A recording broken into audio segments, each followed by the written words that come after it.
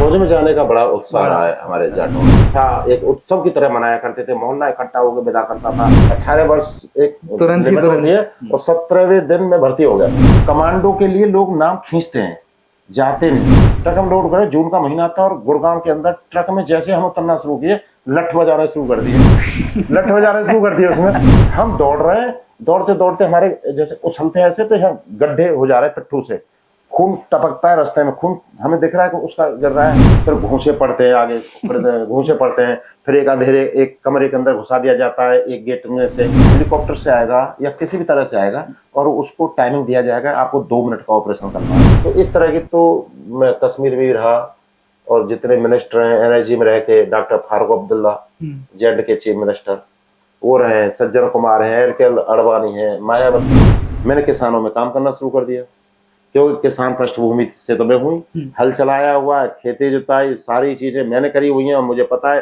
कैसे फीस जाया करती थी। 15 पैसे फीस थी मेरी उसकी, वो भी मुश्किल पड़ जाती थी। वहाँ फर्स्ट आया मैं। जब फर्स्ट आया तो चौधरी राकेश टिकैत जी जो राष्ट्रीय प्रवक्ता है, उनकी नजर में मैं आ गया। प्रशासन इस तरह का ढीला था कि उन्होंने सतर्कता रखी नहीं और उन्होंने ड्रेनेज का इंतजाम नहीं किया, पानी निकासी का कोई इंतजाम नहीं किया। चौधरी राकेश टिकैत जिसके प्रवक्ता है और मैं जिसका मंडल अध्यक्ष अलीगढ़ हूँ, वो एक ईमानदार संगठन है। कि स्वामीनाथन रिपोर्ट जो 2006 में रिपोर्ट आई थी स्वामीनाथन आयोग की, उसमें यह है कि आप जो टोटल खर्चा आ रहा है उसका प्लस 50% कर दो। हाँ, खुल के नहीं बोल, पता नहीं किन से इन्हें वोटों का फायदा हो रहा है, ऐसे किसानों के खिलाफ जाके कोई योजना आएगी तभी तो पैसा निकलेगा। ऐरा खैरा नत्थू खैरा किसी के भी जाके आयोग बना देते हैं, लेकिन उसके नहीं बनाएंगे किसान। जो खाली टेंट थे हमारे, जैसे हमारे किसानों पर स्टेज में बैठे थे, देखिए ये टेंट खाली पड़े हुए, आंदोलन खत्म हो गया, ये हो गया।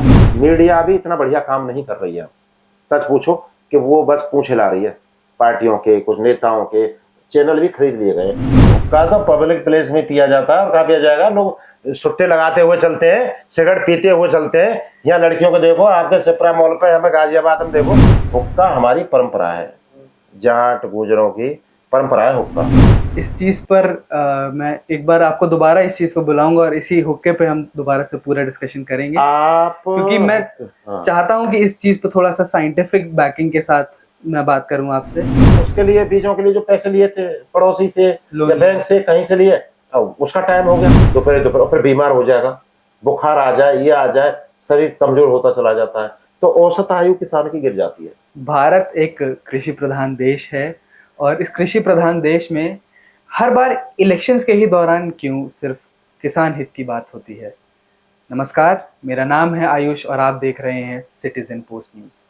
मेरे साथ इस समय जो हस्ती हमारे स्टूडियो में मौजूद हैं, कमांडर ओपी सिंह जी। ये भारतीय किसान यूनियन टिकैत के अलीगढ़ के मंडल अध्यक्ष हैं और आज किसान हितों पे ही हम इनसे बातचीत करेंगे। पहले जानेंगे कि इनकी हिस्ट्री कैसी रही है, क्योंकि ये एक एनएसजी कमांडो भी रह चुके हैं और अब ये भारतीय किसान यूनियन के मेंबर हैं, मंडल अध्यक्ष हैं, किसान हितों की बात करते हैं। तो किसान हितों पर ही हम चर्चा करेंगे इनसे और जानेंगे कि भारत में आखिरकार 2024 में आकर के किसान क्या समस्याएं फेस कर रहे हैं और क्या उन पर चर्चा मेन स्ट्रीम मीडिया में, मेन स्ट्रीम पॉलिटिक्स में चल रही है। सबसे पहले तो सर बहुत बहुत स्वागत है आपका हमारे स्टूडियो में। आई होप आप कंफर्टेबली यहाँ पर होंगे। बिल्कुल जी। तो सबसे पहले मेरा आपसे सवाल ये है कि आप थोड़ा सा हमें अपनी स्टोरी के बारे में बताइए, क्योंकि आप एक एनएसजी कमांडो हैं, उसके बाद आपने पॉलिटिक्स में ट्रांजिशन लिया। तो ये जो एनएसजी कमांडो बनने का फैसला था, ये क्या आपने बचपन में लिया था या कुछ बाद में आकर ऐसे सिचुएशंस बने या फैमिली प्रेशर था, क्या मतलब? नहीं, ऐसा नहीं है। जब खासकर हमारे जाटों में जो होता है, वो बचपन से ही एक चैन बनी हुई है कि हमारे दादाजी फौज में थे, मेरा पड़ोसी फौज में है, तो पुलिस का भी बहुत कम होता है। फौज में जाने का बड़ा उत्साह रहा है हमारे जाटों में। और हम थोड़ी सी उम्र से ही सड़कों पर दौड़ना, अब सड़क हो गई है हमारे जान मान, तो कच्चे रास्ते हुआ करते थे, उन्हीं पर दौड़ा करते थे। और खैर मेरी जहाँ तक बात है तो मैं तो बैल भी लेके जाया करता, सुबह खेत जुताई किया और उसके बाद फिर घर जाके झोला उठाया, हाथ पैर धोए, फिर स्कूल जाना, ये करना। तो शारीरिक व्यायाम हम स्वतः भी बहुत हुआ करते, तो खुद भी इसलिए करते थे ताकि हम 18 वर्ष होते ही फौज में चले जाएं। तो एक सपना था, उस जुनून था, आज भी जुनून है। आज तो सरकार ने, मौजूदा सरकार ने जुनून खत्म ही कर दिया है। अग्निवीर अग्निवीर के चक्कर में वो पूरा मामला ही खत्म कर दिया। नहीं तो ऐसा हुआ करता था पहले, जब फौज से जाते थे उस समय एक उत्साह एक उत्सव की तरह मनाया करते थे। मोहल्ला इकट्ठा होकर विदा करता था, सामान क्या क्या जरूरत पड़ेगी, ट्रेनिंग में क्या हुआ, तो ट्रेनिंग करके आता था वर्दी पहन के, तो बड़ा उत्साह हुआ करता था। सब इकट्ठे हुआ करते थे, कैसी ट्रेनिंग हुई, कैसा क्या हुआ, बहुत अच्छा माहौल हुआ करता था। अब सब खत्म कर दिया। गांव में बड़ा खुशी का माहौल, खुशी का माहौल हुआ था मुझे ऐसा लगता है कि गांव वगैरह में लोग काफी ज्यादा एक दूसरे की खुशी को मनाते हैं, और जाट गांवों में ये बहुत ज्यादा एक वो रहता है देश कि देश सेवा के लिए बहुत ज्यादा हाँ, जुनून रहता है, और काफी खुशी का एक काफी प्राउड होने का माहौल होता है जब कोई अपना बच्चा जाता है और मर के आता है। तो एनएसजी कमांडो से आपका पॉलिटिकल इंटरेस्ट कैसे आया? नहीं, ऐसा नहीं। पहले मैं जो भर्ती हुआ था बीएसएफ में हुआ था, बॉर्डर सिक्योरिटी फोर्स में। बॉर्डर सिक्योरिटी फोर्स में 1990 में भर्ती हुआ था। तो वहां से जब मेरे ट्रेनिंग के बाद ग्वालियर में ट्रेनिंग किया है। एक बार बस आपसे पूछना चाहूंगा कि जब आप बीएसएफ में गए तो क्या उम्र रही होगी लगभग आपकी? मेरी 1972 का जन्म है मेरा, तो 18 वर्ष के अराउंड। हाँ, 18 वर्ष 17 दिन हुए थे मेरे। 18 वर्ष एक तुरंत है, और 17वें दिन में भर्ती हो गया था। 18 साल तो आगरा में भर्ती हुई थी। कम से 10,000 के आसपास लड़के आए थे, और हम लोग केवल 84 सेलेक्ट हुए थे 10,000 लड़कों में। और 84 में भी मैं पहला जो है वो आया था, फर्स्ट आया था मैं पूरे उसमें। वहाँ कर्नल जो था उसने हाथ पकड़े के बोला था कि आप मुझे जानते हैं, तो ऐसे करके कर्नल ने मुझे इंडिकेट किया, मुझे सबके सामने बताया कि ये लड़का फर्स्ट आया है। तो जुनून ये चीज होती है। तो हम लोग उस समय भर्ती हो गए। फिर पाकिस्तान बॉर्डर पर हमारी पोस्टिंग हो गई, वहाँ जम्मू कश्मीर में अखनूर सेक्टर है। अखनूर सेक्टर पर हम लोग बॉर्डर पर लगा दिए गए। बॉर्डर पर नाका जाना, ये करना, वो रूटीन रहा वहाँ। उसके बाद क्या है, फिर क्या अंदर से ये जो अब आगे क्या, स्टेप बाय स्टेप आगे प्रोग्रेस, ऐसा दिमाग। तो लोगों ने बोला कि भाई एनएसजी के लिए वैकेंसी आने वाली है, उसके लिए कमांडो में, एनएसजी में, जिसका ट्रेनिंग सेंटर गुड़गांव है। अब मैं बोला, मैंने बता दिया वहाँ जो क्लर्क होते थे कि भाई मेरा नाम डाल देना, आए तो। कमांडो के लिए लोग नाम खींचते हैं, जाते नहीं। क्यों? लेकिन वो इसलिए कि वो वर्ल्ड की मैरिन कमांडो और हमारी इंडिया की एनएसजी और पैरा कमांडो, ये बहुत टफ ट्रेनिंग है इनकी, हार्ड तोड़ ट्रेनिंग, शरीर को तोड़ के रख देते हैं। तो लोगों ने सुन रखा है, उन्होंने जवानों सुन रखा, वो हटते हैं, अपना नाम खींचते हैं, मेरा नाम ना पड़ जाए, मेरा नाम रहे। मैंने कहा मेरा नाम पढ़ना चाहिए, मेरा नाम पढ़ना चाहिए। तो फिर मेरा नाम डाल दिया गया 1994 में, जैसे 4 साल बीएसएफ में होने के बाद उसमें डाल दिया गया। तो फिर वहां बटालियन से एक दौड़ हुई कि जो फर्स्ट आएगा वो नाम हो जाएंगे। तो कुछ लोग तो पीछे रह गए, मेरा नाम ना आ जाए कहीं, दौड़ने में आगे गए ही नहीं। मतलब खुद से हार मान ली कि मुझे जाना पड़ जाएगा। लेकिन मुझे जुनून था, मुझे जाना था, कुछ नया करना था। फिर मैं गया, मेरा सिलेक्शन हुआ, हम लोग ट्रेन से आए। और जबकि कमांडो एनएसजी के पास इतने बढ़िया वेपन, इतने बढ़िया व्हीकल है, एसी के व्हीकल है, लेकिन उन्होंने ट्रेनिंग का उनका एक रूप है ट्रेनिंग का। उन्होंने ट्रक में लोड कर दिया हमें यहाँ से, रेलवे स्टेशन से ट्रक में लोड करे। जून का महीना था और गुड़गांव के अंदर ट्रक में जैसे हम उतरना शुरू किए, लठ बजाना शुरू कर दिए उसमें। तो हमारे, और फिर हमसे कह दिया, वो देखो शीशम का पेड़ दिखाई दे रहा है, एक पत्ता तोड़ के लाओ। 1 किलोमीटर दूर, जून का महीना, और वहां से पत्ते थोड़े आधे तो वहीं रह गए, कुछ गिरते पड़ते, कुछ पत्ते लेके आए, और जो लेके आए सिर्फ वही आगे सेलेक्ट हुए। उनको क्योंकि कमांडो पर बहुत ज्यादा खर्चा आता है, लाठी मारने के बाद भगाया है। हाँ, तो बहुत खर्चा आता है, इसलिए वो ज्यादा भीड़ रखते नहीं, जिनके अंदर जिगर होता है वही रखते हैं। तो वो कुछ लोग जो है साइड हटा दिए, जिस ट्रक से आए थे उसी से वापस कर दिए, वापस जाइए, उनका मूवमेंट ऑर्डर बना दिया।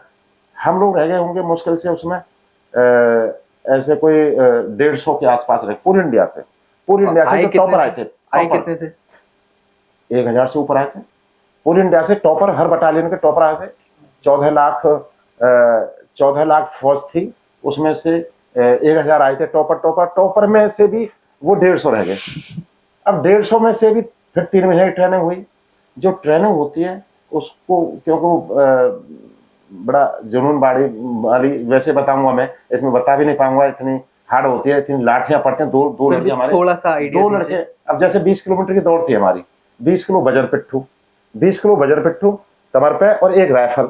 हमें 20 किलोमीटर दौड़ना होता है और 10 किलोमीटर हमें प्लेन दौड़ना होता है। 5 किलोमीटर हमें पहाड़ी पे चढ़ना होता है, 2.5 किलोमीटर चढ़ना और 2.5 उतरना, 5 और फिर प्लेन पे 5। तो ऐसे 20 किलोमीटर में जाना। हम दौड़ रहे हैं, दौड़ते दौड़ते हमारे जैसे उछलते हैं ऐसे, तो यहाँ गड्ढे हो जा रहे हैं पिट्ठू से, खून टपकता है रास्ते में, खून हमें दिख रहा है कि उसका गिर रहा है, आगे वाले का गिर रहा है, खून गिरता जा रहा है, ये कट जाती है, ये कमर कट जाती है सब। अगर हम गिर गए रास्ते में तो हम खुद नहीं उठ सकते, वो हमें इंस्ट्रक्टर उठाएगा और फिर धीरे से पुश करेगा, फिर हम दौड़ना शुरू कर देंगे। स्टार्टिंग होगी, फायर होगा, और जब दौड़ पूरी होगी तो फायर होगा, और एक रेता पड़ा रहता है, उस पर आके हम गिर जाते हैं और हम उठ भी नहीं पाते अपनी मर्जी से। ये हालत हमारी होती है, काफी रिगरस ट्रेनिंग। तो ये एक पार्ट बताया। जब हमें बहुत सारी चीजें, हम हेलीकॉप्टर से आते हैं और हेलीकॉप्टर ये रस्सी यहाँ बंधी होती है ऐसे, और एक हाथ में हमारी जो MP5 गन होती है, हमारी मैनगन पिस्टल होती है, और फिर वो दूर वो होते हैं गुब्बारे लगे हुए, और उसमें बहुत सारे कलर होते हैं, और ऊपर से माइक से, उससे स्पीकर से हमारा इंस्ट्रक्टर बोलता है कि येलो, तो एक गोली मिलती है और एक गोली में हमें वो इसको फोड़ना पड़ता है। तो उसी को अगर येलो को फोड़ेंगे तो पॉइंट मिलेंगे, और ब्लू को फोड़ दिया गोली एक ही मिलेगी, केवल एक गोली मिलेगी। क्योंकि मुझे लगता है MP50 तो शायद ऑटोमेटिक गन है, उसमें एक गोली चलाना तो थोड़ा मुश्किल भी होता है उसमें तीनों चीज होती है। अच्छा। सेमी वाला भी होता है, ऑटोमेटिक भी होता है, सिंगल भी होता है। हाँ, सिंगल शॉट भी होता है, एक साइड में होता है, उसको ऐसे करना होता है, ऐसे 3 बार करते तो उससे सिंगल शॉट।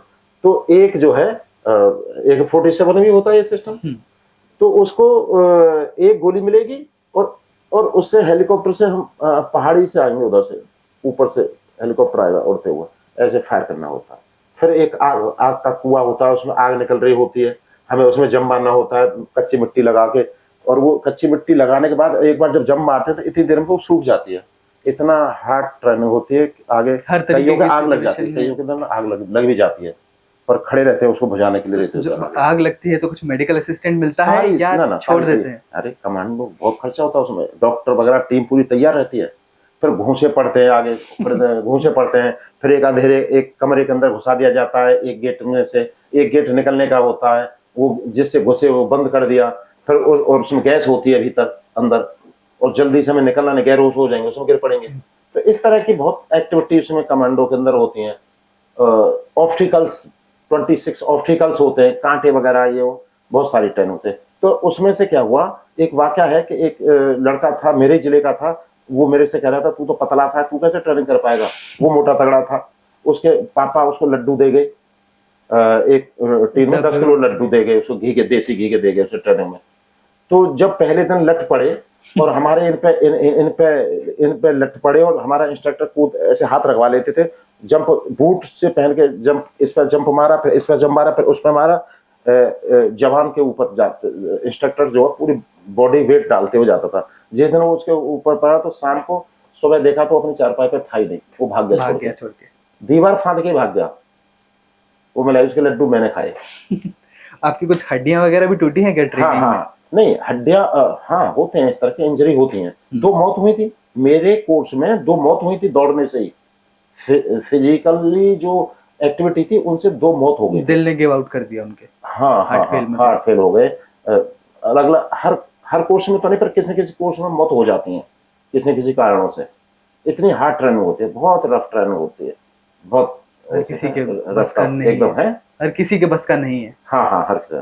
अब फायरिंग एक्यूरेसी चाहिए, फायरिंग में इतनी प्रैक्टिस, देर प्रैक्टिस में गोलियों की तो ये है नहीं कि कितनी गोली चलानी है कितनी नहीं चलानी है, दुनिया भर की गोली चलानी कितनी चलाओ, लेकिन एक्यूरेसी चाहिए सीधे। वहां तो एक दुश्मन और एक गोली वाली बात है। तो ये मामला है, वो करते गए। अब मैं उसको बता रहा हूँ, हम पाकिस्तान बॉर्डर पहुंच गए। अब पाकिस्तान बॉर्डर पर भी सामने चौकियां थी और हमारी पोस्टें थी BSF की। मैं तो नया था वहां जाके, बहुत सारी चीजें सीखनी भी थी, हालांकि ट्रेनिंग तो सीख ली थी, लेकिन प्रैक्टिकली मौके पे जाके चीजें देखना और चीजें देखना। हाँ, और पाकिस्तानियों से मिलने का मौका भी मिला। हमारी भैंस चली गई थी उसमें, हमारे किसान की, हमारे इंडिया की, तो भैंस पे मामला हो गया, तो हम भी अड़ गए, वो भी अड़ गए। उनके मेजर आए, हमारे कैप्टन आए, हमने हाथ मिलाया, और हाथ मिलाने में वो खींचते हैं अपनी तरफ को, बॉर्डर पर खड़े हो गए। वो मतलब ताकत दिखाते हैं, ऐसे करके ताकत दिखाते हैं, वो अपनी तरफ हाथ मिलाएंगे ना ऐसे करके, तो वो अपनी तरफ खींचेंगे, हम अपनी तरफ झटके से। तो हमें पता था पहले से, तो बहुत देर तक ऐसे ऐसे होता रहता है। जब जाके तसल्ली से बातें करते हैं, हमारे घर सफेद झंडे लेके आते हैं, शांति का झंडा लेके आएंगे और वो वहाँ गाड़ देंगे मीटिंग हुई। तो वहाँ बहुत सारी इस तरह की चीजें होती है, गौरव वाली, जोश वाली, हिंदुस्तान के लिए मर मिटने वाली, अपने आप एनर्जी आती है। आज देख लेंगे, रोंगटे खड़े हो जाते हैं एकदम जोश में वहाँ जब हम बॉर्डर पर होते हैं। तो उग्रवादियों की बड़ी समस्या होती थी। रात को हम लोग चौकियों पर जब हमारे नाका लगता था तो वहां जाके रात में वो आते थे, ये सोना लेके स्मगलर वो आते थे, तो उन पर बड़े नजर रखना पड़ता, गड्ढे खोद के हम उसमें बैठे रहते थे, गर्दन ऊपर रहती थी। बड़ा काफी बॉलीवुड के मूवीज में भी दिखाया है कि जमीन के नीचे से आ जा रहे हैं, करके या पानी में से तैर के आ जाते हैं। तो वो हमें तैयार, मतलब वहां तो मिनट पे खतरा है, वहां आपको सतर्क रहना पड़ेगा। आप थोड़े सोए या लापरवाह हुए, वही कांड हो जाएगा। वो तैयार बैठे हुए हैं, तो फिर सब पाकिस्तान की फौज सपोर्ट करती है उनको, उन लोगों को सपोर्ट करती है, उग्रवादियों को तार काट के और वो करके हैं। अब तो लाइटें छोड़ दी गई है, तार काट देते थे। क्या मतलब पाकिस्तानी सेना के लोग भी इन चीजों में मौजूद रहते हैं, तार वार काटने में? वो हाथ से काटते हैं क्या? वो बॉर्डर तक है, वो अपने हाथ से काटते हैं क्या? हाँ, वो साथ रहते, वो अपने तक रहते हैं, कटवाने तक वहां तक नहीं, मतलब हाँ। वो कटवाते हैं या खुद भी काटते हैं? नहीं, वो खुद काटने खड़े रहेंगे, खड़े रहेंगे और वो उनसे कटो, रात में कर देंगे। अब पाकिस्तानी तो वो उनको सपोर्ट करते ही हैं। तो बॉर्डर की तो बहुत सारी कहानियां हमने भुगती हैं वहां रह के, उनके उग्रवादियों से भी भुगती हैं, पाकिस्तानियों से आमना सामना भी हुआ है। तो मुझे तो इतना जोश था, इतना गुस्सा था कि एक जगह उन्होंने तार काट दिए, तो मैं तो उसमें ना वहाँ वो टॉयलेट करके आया, उसमें जाके कम से कम ये तो कहता हूँ पाकिस्तान में टॉयलेट करके आया, तो खड़े होके वहीं है। हालांकि मेरे कमांडर ने बोला कि ये मत करो, मैं बोला ये मौका छोड़ूंगा नहीं, मैं ये मौका छोड़ूंगा, तो तसल्ली तो रहेगी दिल में। तो मैं ये किया वहां पर। तो उसके बाद जब हम एनर्जी में कमांडो में आए और हमारे यहाँ ट्रेनिंग शुरू हुई, तो ट्रेनिंग के बाद फिर ये था कि इसमें एक्शन ग्रुप और एसएजी और एसआरजी, दो तरह के ग्रुप होते हैं। एसआरजी होता है कि वो एक्शन ग्रुप होता है, और एक होता है एसआरजी रेंजर ग्रुप। दो तरह के थे। तो रेंजर ग्रुप क्या करता है, जब हम एक्शन करते हैं, एंटी टेररिस्ट करते हैं, तो रेंजर ग्रुप क्या करता है, रेंजर ग्रुप कैमोफ्लेज कर लेता है, अपने आप को छुपा लेते हैं। एक्शन ग्रुप हेलीकॉप्टर से आएगा या किसी भी तरह से आएगा और उसको टाइमिंग दिया जाएगा, आपको 2 मिनट का ऑपरेशन करना है, फटाफट। फिर जब उग्रवादी एंटी टेररिस्ट जब ऑपरेशन चलता है, तो जब निकल के भागता है या कहीं जो छुपे हुए रेंजर होते हैं, वो उसको कैप्चर करते हैं या मारते हैं या पकड़ते हैं या जो भी करते हैं। एक शोर मचाने वाली टीम है और एक शांति से वाली टीम है। शोर मचाने वाली भी अपने तरीके से आएगी, एक साथ आएगी झटके से, दरवाजों को तोड़ेगी, तो उसके हैंड ग्रेनेड फेंकेगी या जो भी स्टन ग्रेनेड वगैरह भी रहते हैं। तो हमारे पास जो इक्विपमेंट होते हैं ना कमांडो के अंदर, वो बड़े अव्वल दर्जे के होते हैं। इक्विपमेंट जो होते हैं हमारे पास, मास्क वगैरह होते हैं हमारे पास, हथियार बड़े अव्वल दर्जे के होते हैं, लेटेस्ट होते हैं। तो और हमारी ट्रेनिंग इतनी होती है कि हम टाइमिंग के हिसाब से चलते हैं। अब हम यहाँ से निकलेंगे, अब यहाँ से ये दरवाजा तोड़ेंगे, अब ऐसे करेंगे, स्मोक बम ऐसे फेंकेंगे। तो ये सारी चीजें हमें ट्रेंड किया जाता है। तो फिजिकली तो हम लोग वैसे ही हो जाते हैं। हम आते ही देहात से हैं। आपने देखा है कहीं बनिया का बेटा फौज में शहीद हुआ हो? तो एक आध तो कह नहीं सकता मैं, है ना, एक आध कह नहीं सकता, किसी जाटों के मोहल्ले में रह रहा होगा और फौज में भर्ती हो गया हो, ऐसा देखे हैं। पर जाटों के ही ज्यादातर या मार्शल कौम के ही ज्यादातर शहीद होते हैं। मार्शल कौम जितनी भी हैं उनके शहीद ज्यादा होते हैं। किसानों के बेटे ही ज्यादा बॉर्डर पर जाते हैं, उनके अंदर शुरू से होता है। आपके साथ कोई ऐसा किस्सा हुआ है जहाँ पर बड़ी बीएसएफ में, एनएसजी में, जहाँ पे आपकी जान पे बन कर आई हो? हाँ, ऐसा कई बार हुआ है। एक बार तो ऐसा हुआ कि हम लोग 2 किस्से बताऊंगा छोटे छोटे से। अखनूर सेक्टर का और एक मंदिर मंडी सेक्टर है आगे, इसमें श्रीनगर से पहले मंदिर मंडी एक जगह पड़ती है। वहां पे हमारी पोस्ट थी, सुंदरवन करके एक पोस्ट थी, ऊपर पहाड़ के ऊपर हाई एल्टी पे हम लोग बैठे हुए थे। और बादल आते हैं तो चारों तरफ से बादल आके घेरा बना लेते हैं, और उसमें हाथ से हाथ नहीं चमकता है वहां पर। तो हाथ से हाथ नहीं चमकता है तो हम फिर उस स्थिति में बड़ा सतर्क रहना पड़ता है हमें। तो हम बंकरों के अंदर चले जाते हैं। बंकरों में जाके अपने को हथियार लेके बैठ जाते हैं जब कहीं ऐसा हो कि उसका आड़ लेके सामने चौकी पाकिस्तान की है, कहीं उग्रवादियों को भेज के और अटैक ना कर दें, इसलिए हमें रहना पड़ता है। तो हम ऐसे बैठे ही थे और उस दिन मैच भी चल रहा था, इंडिया हाँ पाकिस्तान का मैच चल रहा था। तो छोटे छोटे रेडियो हुआ करते थे इतने बड़े बड़े, उनमें कई बार आवाज भाग जाती थी, कई बार आ जाती थी, तो चौके छक्के आते थे, होता वो चल रहा था तो हम सुन रहे थे। उसमें क्या कि इंडिया जीत गई इंडिया जीत गई तो उधर से सब उछल पड़े, चिल्लाने लगे, तो पाकिस्तानी सुन लिया ये बात, तो पाकिस्तानियों ने उधर से फायर मार दिया हमारे ऊपर, आपकी तरफ। हाँ फायर मार दिया और गाली देने लग गए, तुम्हारा ये तुम्हारा वो, गाली गलौज शुरू कर दी उन्होंने। तो हमारे कुछ एक राजस्थान के हवलदार जी थे, उन्होंने भी उसकी बेनजीर भुट्टो को गाली दे दिया, तेरी बेनजीर भुट्टो तो हमारे राजीव गांधी से दोस्ती थी, ये कह दी। उन्होंने और स्पीड से फायर मारने शुरू कर दिए। तो ये फायरिंग हमारी 3 दिन तक चली थी लगातार, 3 दिन तक फायरिंग लगातार चलती रही एक दूसरे, और हमें फिर पीछे से सपोर्ट बड़ी मुश्किल से मिली, क्योंकि उधर बर्फ भी पड़ रही थी, बर्फ पड़ रही थी, सपोर्ट मिलनी मुश्किल थी, उधर अम्युनिशन भी खत्म होने जा रहा था। तो स्थिति बड़ी वो हुई। जब एम्युनिशन खत्म होने लग गया तो हमने चौकी को छोड़ा, चौकी को छोड़ा, क्योंकि हमने चौकी को छोड़ दिया।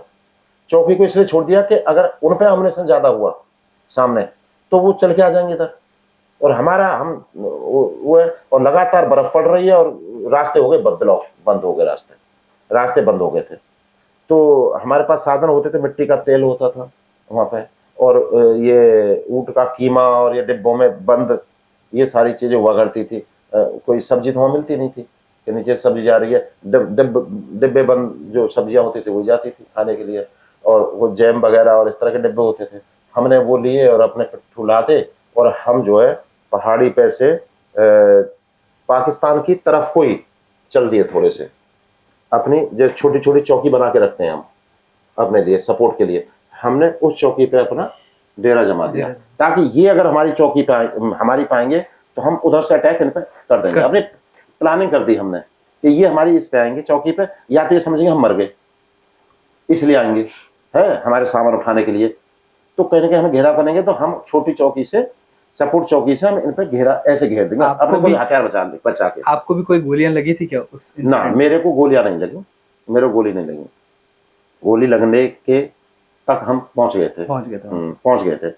तो और जवान और घटना में और जवान खत्म हुए थे, अगर मैं खत्म हो गया तो आपके पास थोड़ी बैठा होता नहीं है, मैं जिंदा हूं क्योंकि मेरी लगी नहीं, और जवानों की बहुत वहां लगी थी, हमारे साथियों की लगी गोलियां है, बहुत सारी कहानियां हुई। तो ऐसे भी हुआ था। अब मुझे लगता है कि आर्मी में जब आप रहते हैं तो आपको बहुत ज्यादा ऐसे डेथ देखने को मिलती है कि साथियों की, आपके दोस्तों की। क्या ऐसे आपके कोई अजीज दोस्त जिनको आपने बैटलफील्ड में खोया हो, कैसे आप कोप अप करते हैं कि इतना ज्यादा अमाउंट में आप लोग डेथ और डिस्ट्रक्शन देखते हैं, तो कैसे आप लोग कोप अप करते हैं उस चीज से? अब देखिए, ये तो सारी जो है देश के प्रति जो प्रेम है हमारा, वो अंदर होता है ना, तो रोंगटे खड़े होते हैं और जोश डबल आ जाता है जब कोई करता है, तो हमें लगता है मार देंगे और मर जाएंगे, इनको दुश्मन को मार देंगे और मर जाएंगे, ऐसा आता है अंदर से। हाँ, तो हम लोग और पूरी डबल ताकत से आगे जाते हैं। अब एक बार क्या हुआ, 1992 की बात है, मैं जब वहां गया था पोस्टिंग, उसके बाद की बात है। तो रात को 2 बजे के आसपास मैं बैठा हुआ था, और एक मेरे साथ के एक और थे अधिकारी थे, वो थे, और एक सिपाही था। तो हम 3 लोग बैठे हुए थे एक नाले के किनारे, सामने होके पाकिस्तान बॉर्डर के तारबंदी लगी हुई है, फेंसिंग लगी हुई है, और फेंसिंग के नीचे होके नाला जा रहा है। तो हम 2-2 घंटे की ड्यूटी किया करते थे, 2 घंटे बाद मैं सो जाऊंगा, वो जग जाएगा, वो सो जाएगा, वो जग जाएगा। तो नाइट विजन होती थी हमारे पास, नाइट विजन ऐसे देखते थे हम, उससे अंधेरे में भी दिख जाता था, हरे कलर का दिखता है ना। हाँ, थोड़ा थोड़ा दिखता है। तो नाइट विजन हमारे गले में पड़ी रहती है, हम उससे देखते थे, फिर ड्यूटी उसे दे देंगे, वो लग जाएगा, हम सो जाएंगे। जब मेरी ड्यूटी चली तो रात को ऐसा लगा अजगर सांप आ रहा है, अजगर सांप आ रहा है, तो सौ सौ करता हुआ आ रहा है। फिर मैंने ऐसे देखा, व्हाइट आ रहा है कुछ बड़ा नजदीक में। मैंने अपने साथियों को जगाया, मतलब देखो सांप आ रहा है, खा जाएगा, बहुत भारी कोई जानवर है, व्हाइट वो आ रहा है हमारी तरफ चलता हुआ। हमने जब खड़े हुए तो देखे चारों तरफ व्हाइट ही व्हाइट है, सफेद ही सफेद है, वो थे झाग, और बाढ़ आ चुकी थी चिनाब नदी से बाढ़ आ गई थी और बाढ़ हमें घेर रही थी, तो हमारे जवानों को भी घेर लिया वहां चारों तरफ, जहां आगे भी ड्यूटी थी। तो हमारे पास पाकिस्तानी आए सुबह, हम एक पेड़ पे चढ़ गए, हम पेड़ पे चढ़ गए तो हमें ये इंतजार करे तो हमें कोई लेने आएगा, तो कोई लेने नहीं आया और हम सुबह तक तो पाकिस्तानी आए, उनकी तरफ से ऊंचा था, तो वो आ गए, चलो हमारी चौकी पे। हमने बोला हम नहीं जाएंगे चौकी पे, हमारा कोई आएगा नहीं, चलो हम कुछ नहीं कहेंगे, हम ये हम वहां से लेने, हथियार अपने साथ रखे, हमने हथियार रखे कि अगर कुछ कहेंगे तो गोली चला देंगे, हमारे दूर रहना हमसे। वो हमारे नजदीक नहीं आया और हम पेड़ पे खड़े रहे, तो अपना जो पैंट था उतार के ऐसे हिलाते रहे। हेलीकॉप्टर आया, हेलीकॉप्टर फिर हम अपने कपड़े उतार के ऐसे हिला रहे थे कि हम यहाँ फंस रहे हैं, तो हेलीकॉप्टर हमें उस लेके और सड़क पर हमें दूर छोड़ा। पैंट ने फ्लेयर का काम किया। हाँ, पैंट ने हमने उतार के उसे ऐसे हिलाया, तो फिर हम लोग ऐसे हथियार अपने बांध लिए थे शर्टों में और उनमें, तो ऐसे करके हम वहां तक आए। हमारी चौकियां डूब चुकी थी, हमारे हथियार जो चौकियों में थे वो सब पाकिस्तान में बह चुके थे, ये सब कहानी हो गई। इसके बाद क्या हुआ, मैंने छुट्टी ली, पानी कम हुआ, जब मैं घर पे आया, मुझे छुट्टी लेनी थी, मेरी छुट्टी बची हुई थी, तो मेरे पीछे जो मेरे साथी थे वो चौकी पे थे। जब पानी उतर गया तो वहां मछलियों की बड़ी भरमार थी, मछलियां कुछ गड्ढे थे उनमें आ गई थी चिनाब नदी से, तो नाले से फिर वापस न गई क्योंकि पानी उतर गया, तो उन्हीं में छोटे छोटे तालाबों में मछलियां रह गई, तो बहुत सारी मछलियां थी। मैं तो नहीं खाता था पर मेरे साथी खाते थे। दो लड़कियां शाम के वक्त, जो मैंने सुना शाम के वक्त दो लड़कियां आई, पाकिस्तान के जो गांव था पास में उससे आई और आके वो झंडों की तरफ बैठी, तो हमारे जवानों ने उनको पकड़ लिया। लड़कियां बोली कि हम तो पाकिस्तान के हैं, यहाँ कैसे, कि तो हम तो बारात में आए, फला गांव के हैं, और पिंड बोलते हैं गांव को, हम फला पिंड के हैं और यहाँ हम लोग ऐसे आए हुए हैं। तो वो जब उन्हें पकड़ के चौकी में ले आए, जब पकड़ लिया तो उनको ऐसे नहीं छोड़ सकते, पता नहीं क्यों आई थी, तो रिपोर्टिंग कर दी, प्रोटोकॉल है पूरा। हाँ, रिपोर्टिंग कर दी, ऊपर रिपोर्टिंग कर दी। अब रास्ते इतने बढ़िया नहीं थे, जगह जगह कटे हुए थे कि उसी वक्त उनको मदद मिल जाए, पर जो वायरलेस पे जो बोला गया वो ये बोला गया कि आप इनको वहां रखो, लेकिन सतर्क रहना, सतर्क रहना। लड़कियां वहां हुई, भूख लग रही थी तो लड़कियों ने मछली भूनी और उन्होंने खाई, गलती ये की जवानों ने भी खाई साथ में। तो हमारा एक जवान वहां पेड़ पे बैठा हुआ था और बाकी चौकी के अंदर थे। एक पेड़ पे LMG लाइट मशीन गन होती है वो लेके बैठा था, वो बैठा हुआ था ड्यूटी पे, और जो दो तीन जवान थे, छोटी चौकी थी तो वहां बैठे हुए थे। तो रात को लड़कियों के सैंडलों में हथियार थे और वायरलेस थे, सैंडलों में ऊंची हिल के नीचे से, हाँ, चाकू भी थे और बंदूकें भी थी, छोटी होती है पिस्टल, वो भी थी। उन्होंने उन तीन जवानों को खत्म कर दिया वही। और जो पेड़ पे बैठा था, जब वो उतर के गया वहां से, लड़कियों को नहीं पता था कि वो ड्यूटी यही है, पेड़ पे वो बैठा हुआ, उन्हें नहीं पता था कि उसकी पोस्ट कहां पे है, नहीं तो वो लड़की उसको भी कब्जे में लेती, तो उसे नहीं था। जब वहां हंगामा हुआ तो वो उतर के आया, जब तक लड़कियां दूसरी तरफ से नाले के किनारे जहां कटान हो गया तो वहां से निकल के चली गई। मेरे वो साथी थे, तो दुखता होता कभी छोड़ के आया हूं और अभी छुट्टी आया हूं, अभी साथियों छोड़ के और ऐसा होगा। अब मैं होता शायद मैं भी उन्हीं में होता एक। तो उनकी साजिशें इस तरह की हैं, हम लोग ऐसी साजिशें नहीं कर सकते हम लोग, हमें दर्द होता है। इन लोगों में, पाकिस्तानियों में दर्द नहीं होता क्योंकि ये मीट मांस खाते हैं और काट पीट करते हैं, तो उनको दर्द नहीं होता।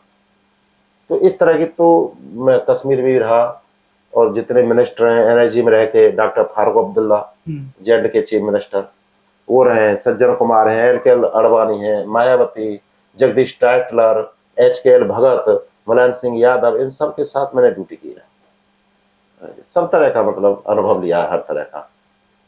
तो कोई भी आपके पूरे करियर में ऐसा कोई इंसिडेंट नहीं हुआ जहां पे आपको ये लगा कि अच्छा ये पाकिस्तानी भी अच्छे लोग हैं?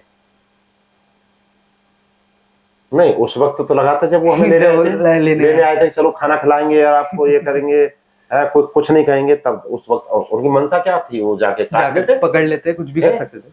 जैसे अभिनंदन का हुआ है ना, वो तो हमारी सरकार ने प्रेशर दे के, मोदी जी ने करके वो बचा लिया, कर लिया, बोला जो भी है, तो बचा लिया, नहीं तो फिर उसका भी ऐसे ही काम करते। तो ऐसे तो बहुत सारी घटनाएं हुई हैं, ऐसा नहीं है। अब एक बार टावर बना रहे थे ये लोग, और आर्मी टावर बना रहे थे, और टावर से हमारा जो चिनाब नदी का पुल है अखनूर पे, वही एकमात्र रास्ता है जो हमें रजौरी के लिए लेके जाता है आने जाने का। इनकी योजना ये थी कि बड़ा टावर बनाएंगे, वहां से उसको वो जो हमारा कनेक्शन है इसका जम्मू का और कश्मीर का, उसको काटेंगे, उस पर नजर रखेंगे। बॉर्डर पे बना रहे थे। जबकि हमारी जो बातचीत है हिंदुस्तान और पाकिस्तान के बीच की जो मीटिंगें होती हैं, बड़े स्तर की जो सचिव स्तर की मीटिंगें होती हैं, उसमें यह तय किया गया था कि बड़ा टावर ऐसा नहीं बनेगा सुरक्षा की दृष्टि से, लेकिन उन्होंने बनाना शुरू कर दिया। जब अब मैं उस चौकी पे था और मैंने रिपोर्ट करी ऊपर, तो अपने अधिकारियों को, तो हमारे अधिकारियों ने आर्मी का जो सेंटर है यहाँ पे ब्रिगेड है जम्मू के अंदर, उसको रिपोर्ट कर दी। फिर आर्मी की जो कंपनी है वो आ गई वहां पर हमारे पास। लेकिन आर्मी की कंपनी जब आई तो मैं गाइड था बीएसएफ की तरफ से। बॉर्डर पे तो मुझे ही पता है, मतलब हमारी बीएसएफ को ही पता है, आर्मी को तो पता नहीं बॉर्डर की एक्टिविटी क्या। लेकिन जो ऑपरेशन करेगी वो आर्मी करेगी, हम लोग गाइड करेंगे वहां। तो जो कंपनी लगाई गई थी, मेजर थे, बिहार के मेजर थे, तंबाकू खाया करते थे वो तो मैं उस दिन का बता रहा हूं मैं क्या हुआ था। तो हमने क्या किया, हमने क्रॉलिंग खोद दी अपना। क्रॉलिंग क्या होती है? क्रॉलिंग होती है जैसे गड्ढा खोद दिया जिसमें हम चलेंगे तो हमारे पास हम इतनी हाइट का, हम जितना चलते हैं उतना गड्ढा दिखे ना, हम दिखे ना, उसमें आराम से आ जा सके, ऐसे हमने पूरा गड्ढा खोद दिया। कितना लंबा? हाँ, हम चतुर थे, हमने खोद दिया। जब हम दिन निकला हमें पता लगा हमसे डबल उन्होंने खोद रखा। हमने अपनी एक कंपनी लगा रखी, उन्होंने जब दिन निकला तो वहां बटालियन लग गई। तो क्या किसी ने खबर दी थी, या मतलब उन्होंने एक्टिविटी वो पहले से सतर्क थे, हमें बाद में पता चला। उन्होंने पहली बटालियन लगा रखी तो छुपे पड़े थे, वो फसलें भी थी, वो छुपे पड़े थे। तो हम उनकी एक्टिविटी पर नजर रखेंगे। रात में सारा केस हो गया। अब हमारी बटालियन और हमारी कंपनी और उनकी बटालियन, कंपनी में होते हैं 100 आदमी, बटालियन में होते हैं आर्मी के 500-600 होते हैं, और पैरामिलिट्री फोर्स के 1000 आदमी होते हैं। तो उनकी वहां फोर्स लग गई। अब लग गई तो अब क्या किया जाए। उसके बाद हम लोग 2 दिन निकल गए ऐसे ही तनातनी में, हथियार तैयार। अब हमारे जो कमांडर थे, वो जो थे मेजर थे आर्मी के, वो कह रहे मुझे ऑर्डर नहीं मिल रहा ऊपर से, मैं क्या करूं, इधर टावर बने जा रहा है, ऐसे हाथ मारे। आर्मी का साथ में अटेंडर रहता है वायरलेस लेके साथ में, उससे बोला कि तू तंबाकू बना जल्दी से। तंबाकू बनाया, तंबाकू खाया, साला ऑर्डर ही नहीं मिल रहा है ऊपर से, आदेश नहीं मिल रहा है, मैं अटैक करवाऊं, मैं इसको टावर को गिरवाऊं, मुझे आदेश नहीं मिल रहा, क्या करूं। वो छाती में हाथ मारे, मैं उसके साथ मैं, वो इधर से क्रॉलिंग से घूमे, 200 मीटर की क्रॉलिंग थी इधर से उधर। तो ये चीजें अब सामने थी, दोनों फौजें सामने आ गई एकदम तैयार, हथियार उनके, उधर से अटैक होगा। अगर वो हैंड ग्रेनेड फेंकेंगे या गोला 2 इंच मोटर होती है, बम होता है, वो फेंकेंगे तब भी हमारी उसमें गड्ढे में हमारी जो क्रॉलिंग हमने खुद रखे उसमें आके गिरेंगे, तो हमारा मरना तय था। चोट लगने का डर, हमें कब सामने से फायरिंग शुरू हो, हमें ऑर्डर नहीं मिल रहा और सामने वालों को ऑर्डर की जरूरत नहीं है। तो ये सिचुएशन थी। तो हम सारे के सारे खत्म थे, बस किसी सेकंड में भी उधर से गोलियां चल सकती थी, और हमें ऑर्डर नहीं था, क्योंकि हम तो अनुशासन में है ना, हमारी फौज तो हिंदुस्तान की तो डिसिप्लिन है, ऑर्डर फॉलो करते हैं। तो हम ऑर्डर फॉलो करते हैं, हम गोली चला नहीं सकते। और उधर से गोली आने का उनको कोई ऑर्डर नहीं लेना, उधर पाकिस्तानी फौज है वो तो वो एक स्थिति थी उस वक्त कि हम अब गए और अब गए, बस पल में बच गए। फिर उनका बातचीत हुई ऊपर लेवल पे, फिर उनकी मीटिंग हुई आईजी लेवल पे, उनकी मीटिंगें हुई वहां, तो वहां होके एम्बेसडर उनके बैठे दोनों देशों के। तो फिर ये दोनों फौजें हट गई, टावर रुक गया वहां, दोनों फौजें फिर हट गई वहां से। ये हुआ, नहीं तो वो देर नहीं लगाते हैं पाकिस्तानी नहीं लगाते। इंटरव्यू जब हमने शुरू किया था, हमने थोड़ा किसान हित के बारे में बात की थी कि किसान हित पे भी हम आपसे चर्चा करेंगे। तो किसान हित पे आप थोड़ा सा आते हैं कि आपने एनएसजी, बीएसएफ, इस सब के बाद से ये फैसला आपने कैसे किया कि आप किसान यूनियन, भारतीय किसान यूनियन टिकैत को ज्वाइन करेंगे और किसान एकता, किसान यूनियन की और किसान हित की बात करेंगे? ये कब आपके मन में आया अंदर से? ये कमांडो जब मेरी पूरी हो गई थी, टर्म होता है कमांडो का, एक टाइमिंग होती है, एक वेट होता है, कितना वेट पे इससे ऊपर वेट जाएगा तो फिर वो नहीं रह सकता। हाँ, तो एक टाइमिंग होती है। तो उस टाइमिंग के बाद जब मेरी हो गई तो बाकी सर्विस बीएसएफ में मुझे पूरी करनी थी।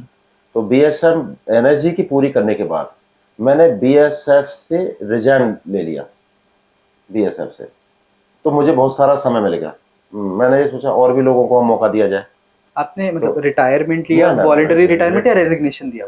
रेजिग्नेशन दिया। जब मेरी एनर्जी कमांडो पूरी हो गई, टाइमिंग उसका पूरा हो गया, तो बीएसएफ में तो ऑलरेडी पहले कर चुका था मैं। बीएसएफ के बाद फिर एनर्जी आया। एनर्जी के बाद फिर वापस मुझे बीएसएफ में करना था, तो बीएसएफ से मैंने रिजाइन दिया वॉलंटरी करके। ठीक है, 2 फौज करके देख लें, ठीक है, अब कुछ नया करेंगे। तो नया करेंगे तो फिर ये हुआ कौन से साल में? 97 अप्रैल में ये हो गया था।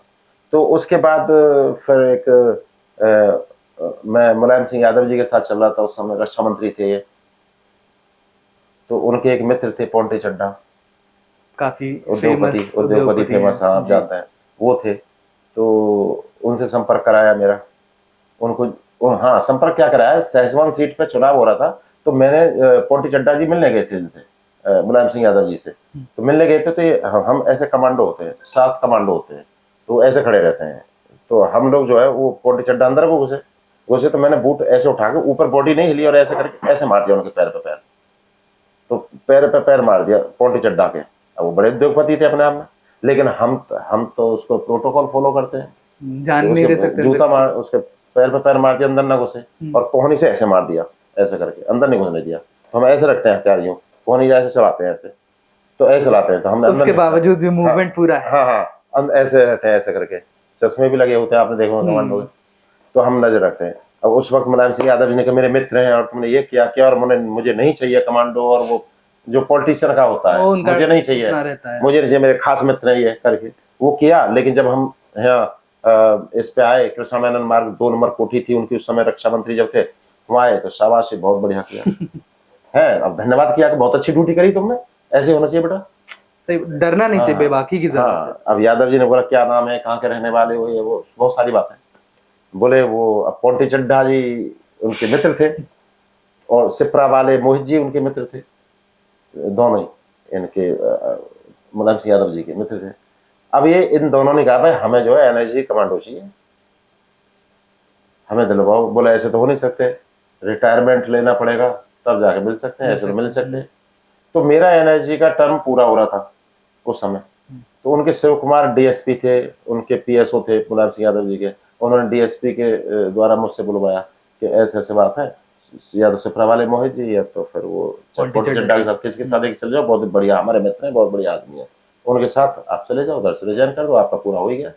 तो मैंने वहां से रिजाइन किया। पहले देखता हूँ, 2 महीना की छुट्टी ली मैंने, पहले देखा तो पोंटी चड्ढा जी के वहां गए, तो मर्सिडीज लेने आई थी। हम तो बुग्गियों में चलने वाले लोग थे, बुग्गियों में, तो वहां तो मर्सिडीज लेने आई थी हमें, मर्सिडीज लेने आई, एसी में बैठ के, पहली बार एसी में बैठे, कोठी तक गए। अब कोठी में गए तो वो बादाम काजू किशमिश की थाली लगी हुई थी, थाली लगी थी, तो पोंटी चड्ढा ने अपने हाथ से थाली सरकाई कि लो खाओ।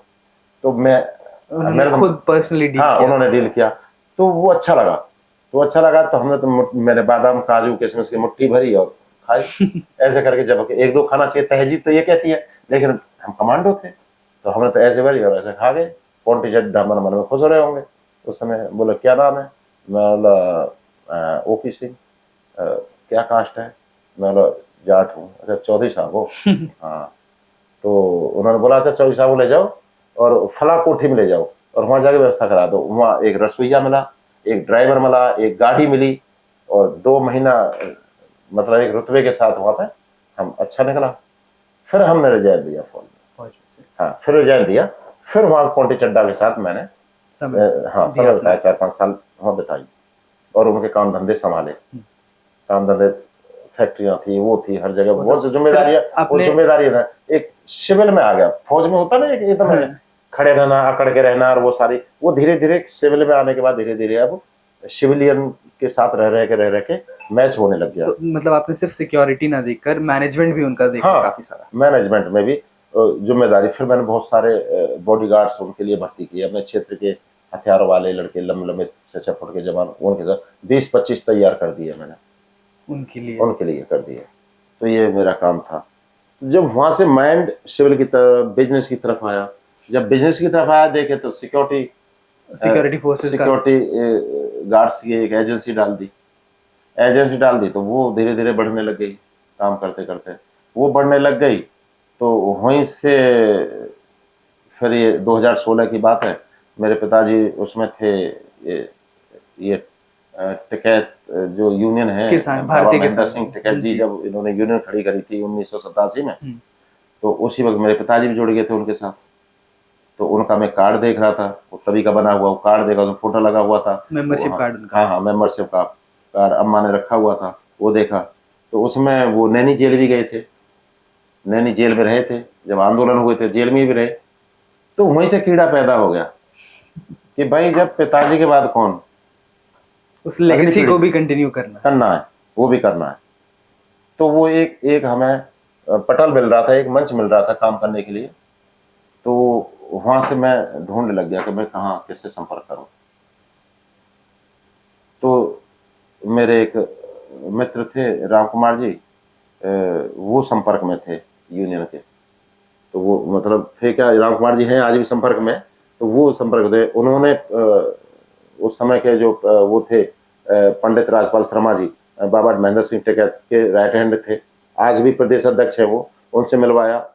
तो उन्होंने अलीगढ़ में मुझे जिला संगठन मंत्री का पहली बार पद दे दिया। तो देखो जिला संगठन मंत्री का पद मिल रहा है, अब उसमें काम भी करना है, जुनून तो मेरे अंदर था ही। मैंने किसानों में काम करना शुरू कर दिया, क्योंकि किसान पृष्ठभूमि से तो मैं हुई, हल चलाया हुआ, खेती जुताई सारी चीजें मैंने करी हुई हैं, और मुझे पता है कैसे फीस जाया करती थी। 15 पैसे फीस होती थी, वो भी घर से निकलती नहीं थी। 15 पैसे थी, 15 पैसे नहीं निकल पाते थे उस समय। 15 पैसे फीस थी मेरी उसकी, वो भी मुश्किल पड़ जाती थी। तो उसके लिए भी हमने स्ट्रगल किया, हमने क्या, हमारे माँ बाप ने स्ट्रगल किया काफी। और मतलब हाँ, और उनसे इतने पैसे कर्ज के चढ़ जाते थे, पूरी साल होती थी और उसमें फसल मर जाती थी, बारिश तूफान इतने आते थे, उसमें फसल मर गई, और जो हमने उधार लेके उसमें खाद पानी लगाया वो सब गया। तो कर्ज पर कर्ज चढ़ा रहता था, ये देखा है हमने, कर्ज पर कर्ज। तो माँ बाप ने जैसे तैसे पढ़ाया हमें। तो उस वर्ग के लिए स्ट्रगल करना, जिससे हम जूझे, जिस समस्याओं से उठकर आए, तो हमें सुकून देता है, हमें एक मंच मिल गया। और अब आप देखो, आप खुद देखो, अगर कोई नाचना जानता है और उसे स्टेज नहीं मिलती, तालियां बजाने नहीं मिलते, कमरे में भीतर नाचते, उसका उत्साह नहीं रहेगा। जब वो मंच देते हैं उसे नाचने के लिए और साज देते हैं उसे, तब वो अब उसकी अच्छी परफॉर्मेंस कर पाता है। तो वही हुआ मेरे साथ भी। तो टिकैत साहब के साथ में जुड़ गया, संगठन मंत्री बन गया। उसके बाद भी आंदोलन यहाँ पे गाजीपुर बॉर्डर वाला, तो वहां पे टेंट लगा दिया मैंने, अपना टेंट लगा दिया अलीगढ़ की तरफ से, और वहां दौड़ हुई, दौड़ प्रतियोगिता। तो दौड़ प्रतियोगिता हुई तो सारे किसान दौड़े उसमें। जब 5 किलोमीटर की दौड़ हुई और 400 मीटर की दौड़ हुई, दोनों इवेंट में मैं फर्स्ट आया दौड़ने में। दौड़ने का आपको हमेशा से शौक था, कमांडो से, बीएसएफ से, किसानी खेती करी है, तो वहां सब पैर बने हुए। तो वो वहां फर्स्ट आया मैं। जब फर्स्ट आया तो चौधरी राकेश टिकैत जी, जो राष्ट्रीय प्रवक्ता है, उनकी नजर में मैं आ गया। उन्होंने पूछा क्या पद है, मैं बोला वो संगठन मंत्री। तो उन्होंने स्टेज से बोला ये जिला संगठन मंत्री है अलीगढ़ के। तो मेरी सक्रियता, मेरी आस्था बाबा महेंद्र सिंह टिकैत जी के विचारों पर चलने की जो लगन है, वो उन्होंने महसूस की। और ठाकुर राजवीर यादव जी थे प्रदेश अध्यक्ष उस वक्त, उन्होंने नोटिस किया ये चीजें, तो उन्होंने आशीर्वाद दिया और जिलाध्यक्ष बना दिया मुझे अलीगढ़ में। हाँ, बड़ी जिम्मेदारी आ गई अलीगढ़ की। ऐसे करते करते किसानों के बीच में जाता रहा और उनकी समस्याएं सुनता रहा। सुनते सुनते इतना रच बस गया कि उनकी समस्या में अब मुझे ऐसा लगता है कि मुझे किसानों के लिए जीना चाहिए और किसानों के लिए मरना चाहिए। अब ऐसा मुझे लगता है इस वक्त ये है। तो जब आप अपना दिन शुरू करते हैं थोड़ा, कि कैसे मतलब आप टाइम निकालते हैं इतनी चीज़ों के लिए, कि आप जाकर किसानों के मुद्दे सुनना, फिर जाकर लोगों से उन्हें सॉल्व करवाना, मतलब कमिश्नर्स के पास जाना भी। ऑफ कैमरा हमें बता रहे थे आपकी कल ही आप कमिश्नर ऑफिस में आपने जाकर पूरा किया है कि लोगों की मदद की है, किसानों की मदद की है। तो कैसा आपका दिन निकलता है कि किसानों का भी हित हो और जिन्हें थोड़ा टाइट करना है उन्हें टाइट भी रखा जाए और मुद्दे सुने जाए, मुद्दों का हल निकाला जाए? ये ऐसा अब जो बैठक हुई थी, असल में ये 6 तारीख को लखनऊ में बाबा महेंद्र सिंह टिकैत जी की जयंती है जी। हर साल वहाँ पे एक बड़ी पंचायत होती है, हमें उसकी तैयारी भी करनी थी। और अभी बेमौसम बारिश हुई है और उससे किसानों की जो फसलें हैं वो डूब गई। प्रशासन इस तरह का ढीला था कि उन्होंने सतर्कता रखी नहीं और उन्होंने ड्रेनेज का इंतजाम नहीं किया, पानी निकासी का कोई इंतजाम नहीं किया और जल भराव हो गया। जब जला भराव हो गया तो किसानों की फसल तो मारी गई। अब उसके जो उसका मुआवजा है और लेखपाल जब मुआवजे के लिए जाते हैं तो वो एक गांव में बैठ के पूरा सर्वे कर लेते हैं। एक कोई गांव प्रधान होगा या गांव का कोई उप प्रधान होगा, पूरे प्रदेश का पूरे गांव का जो उसका एरिया आता है, लेखपाल का जो एरिया था उतना करके वो सर्वे करके दे देगा। तो सर्वे में पारदर्शिता नहीं है, ईमानदारी नहीं है, अपने उसके अपने प्रेफरेंस पे वो करता है। अब इस बात को कौन उठाए? इसको संगठन ही तो उठाएगा। सही बात भाई सर्वोपरि ये हमारा ये जो टिकैत गुट है ये पूरे देश के अंदर है। असली जो यूनियनों का जो समुद्र है वो तो ये टिकैत है, बाकी तो नहर है, बीच बीच में बना ली निकल इसी से निकल के छोटी छोटी बना ली। ओरिजिनल यही है, ओरिजिनल तो यही है जो टिकैत। और बाबा टिकैत पे ही सारी राजनीति कर रहे हैं सब। फोटो नहीं का लगाते हैं, टोपी नहीं की लगाते हैं, झंडा नहीं का, सब नहीं पे करते हैं, लेकिन वो केवल अपने स्वार्थ के लिए काम करते हैं। लेकिन बाबा महेंद्र सिंह टिकैत जी की जो यूनियन है और चौधरी नरेश टिकैत जी जिसके अध्यक्ष हैं, चौधरी राकेश टिकैत जिसके प्रवक्ता है और मैं जिसका मंडल अध्यक्ष अलीगढ़ हूँ, वो एक ईमानदार संगठन है और निष्ठावान संगठन है जो कि पूरी तरह से किसानों को समर्पित है, किसानों की समस्याओं के लिए लड़ता रहता है, अड़ता रहता है। इस समय 2024 में आपकी टिकैत किसान यूनियन का सबसे बड़ा मुद्दा किसान हित में क्या है? देखो, सबसे बड़ा मुद्दा तो हमारा किसानों का वही है एमएसपी की गारंटी। वो तो सबसे बड़ा है, क्योंकि हमें जो हम पैदावार कर रहे हैं, जो हमारा प्रोडक्ट है, वो जब तक उसका ये नहीं मिलेगा, मूल्य नहीं मिलेगा तो कोई फायदा ही नहीं है, कीमत ही नहीं मिलेंगी। आप मंडी में जाओ, वो उठाता है ऐसे करके, दलाल जो होते हैं वो उठाते हैं और ऐसे फेंक के मार देते हैं, ये तो सेकंड ग्रेड का अनाज है, तो ये तो ऐसे हो जाएगा। उनकी मर्जी चलती है, उस जैसे कहे वैसे कर लेते हैं। तो हमें ये इस जो ये सिस्टम है, हमें सिस्टम से भी लड़ना है किसानों के लिए। तो इस तरह का हो रखा है। अब इन्होंने जो काले कानून थे, अगर इनको ये ले आते तो पूरा सिस्टम, मंडी तो खत्म हो ही जाती है किसानों की, अपनी मर्जी से वो खरीदते उसको। अब हमने क्या कहा कि स्वामीनाथन रिपोर्ट जो 2006 में रिपोर्ट आई थी स्वामीनाथन आयोग की, उसमें यह है कि आप जो टोटल खर्चा आ रहा है उसका प्लस 50% कर दो, घर में C2 प्लस 50%, ये होता है C2 प्लस जो खर्चा है उसका 50% और जोड़ दो, इतना हमें दे दो कम से कम फसल का, कम से कम इस पे एमएसपी बननी चाहिए। और हम ये कह रहे हैं कि एमएसपी की गारंटी होनी चाहिए, जैसे कि जितनी सरकार खरीद रही है खरीदे एमएसपी पे, उसके बाद जो प्राइवेट व्यापारी हैं वो एमएसपी से नीचे ना खरीदें, ऊपर ही खरीदें। ये कानून बननी चाहिए, ये गारंटी मिलनी चाहिए, कानून बननी चाहिए। हालांकि एमएसपी की अभी एमएसपी है देश के अंदर, लेकिन उसकी गारंटी नहीं। तो हमारा जो लड़ाई है, जो हमारा संघर्ष है, वो है कि उसकी गारंटी दे दो, जिससे किसानों को यह राहत मिलेगा हमारा इतना बिकना है कम से कम।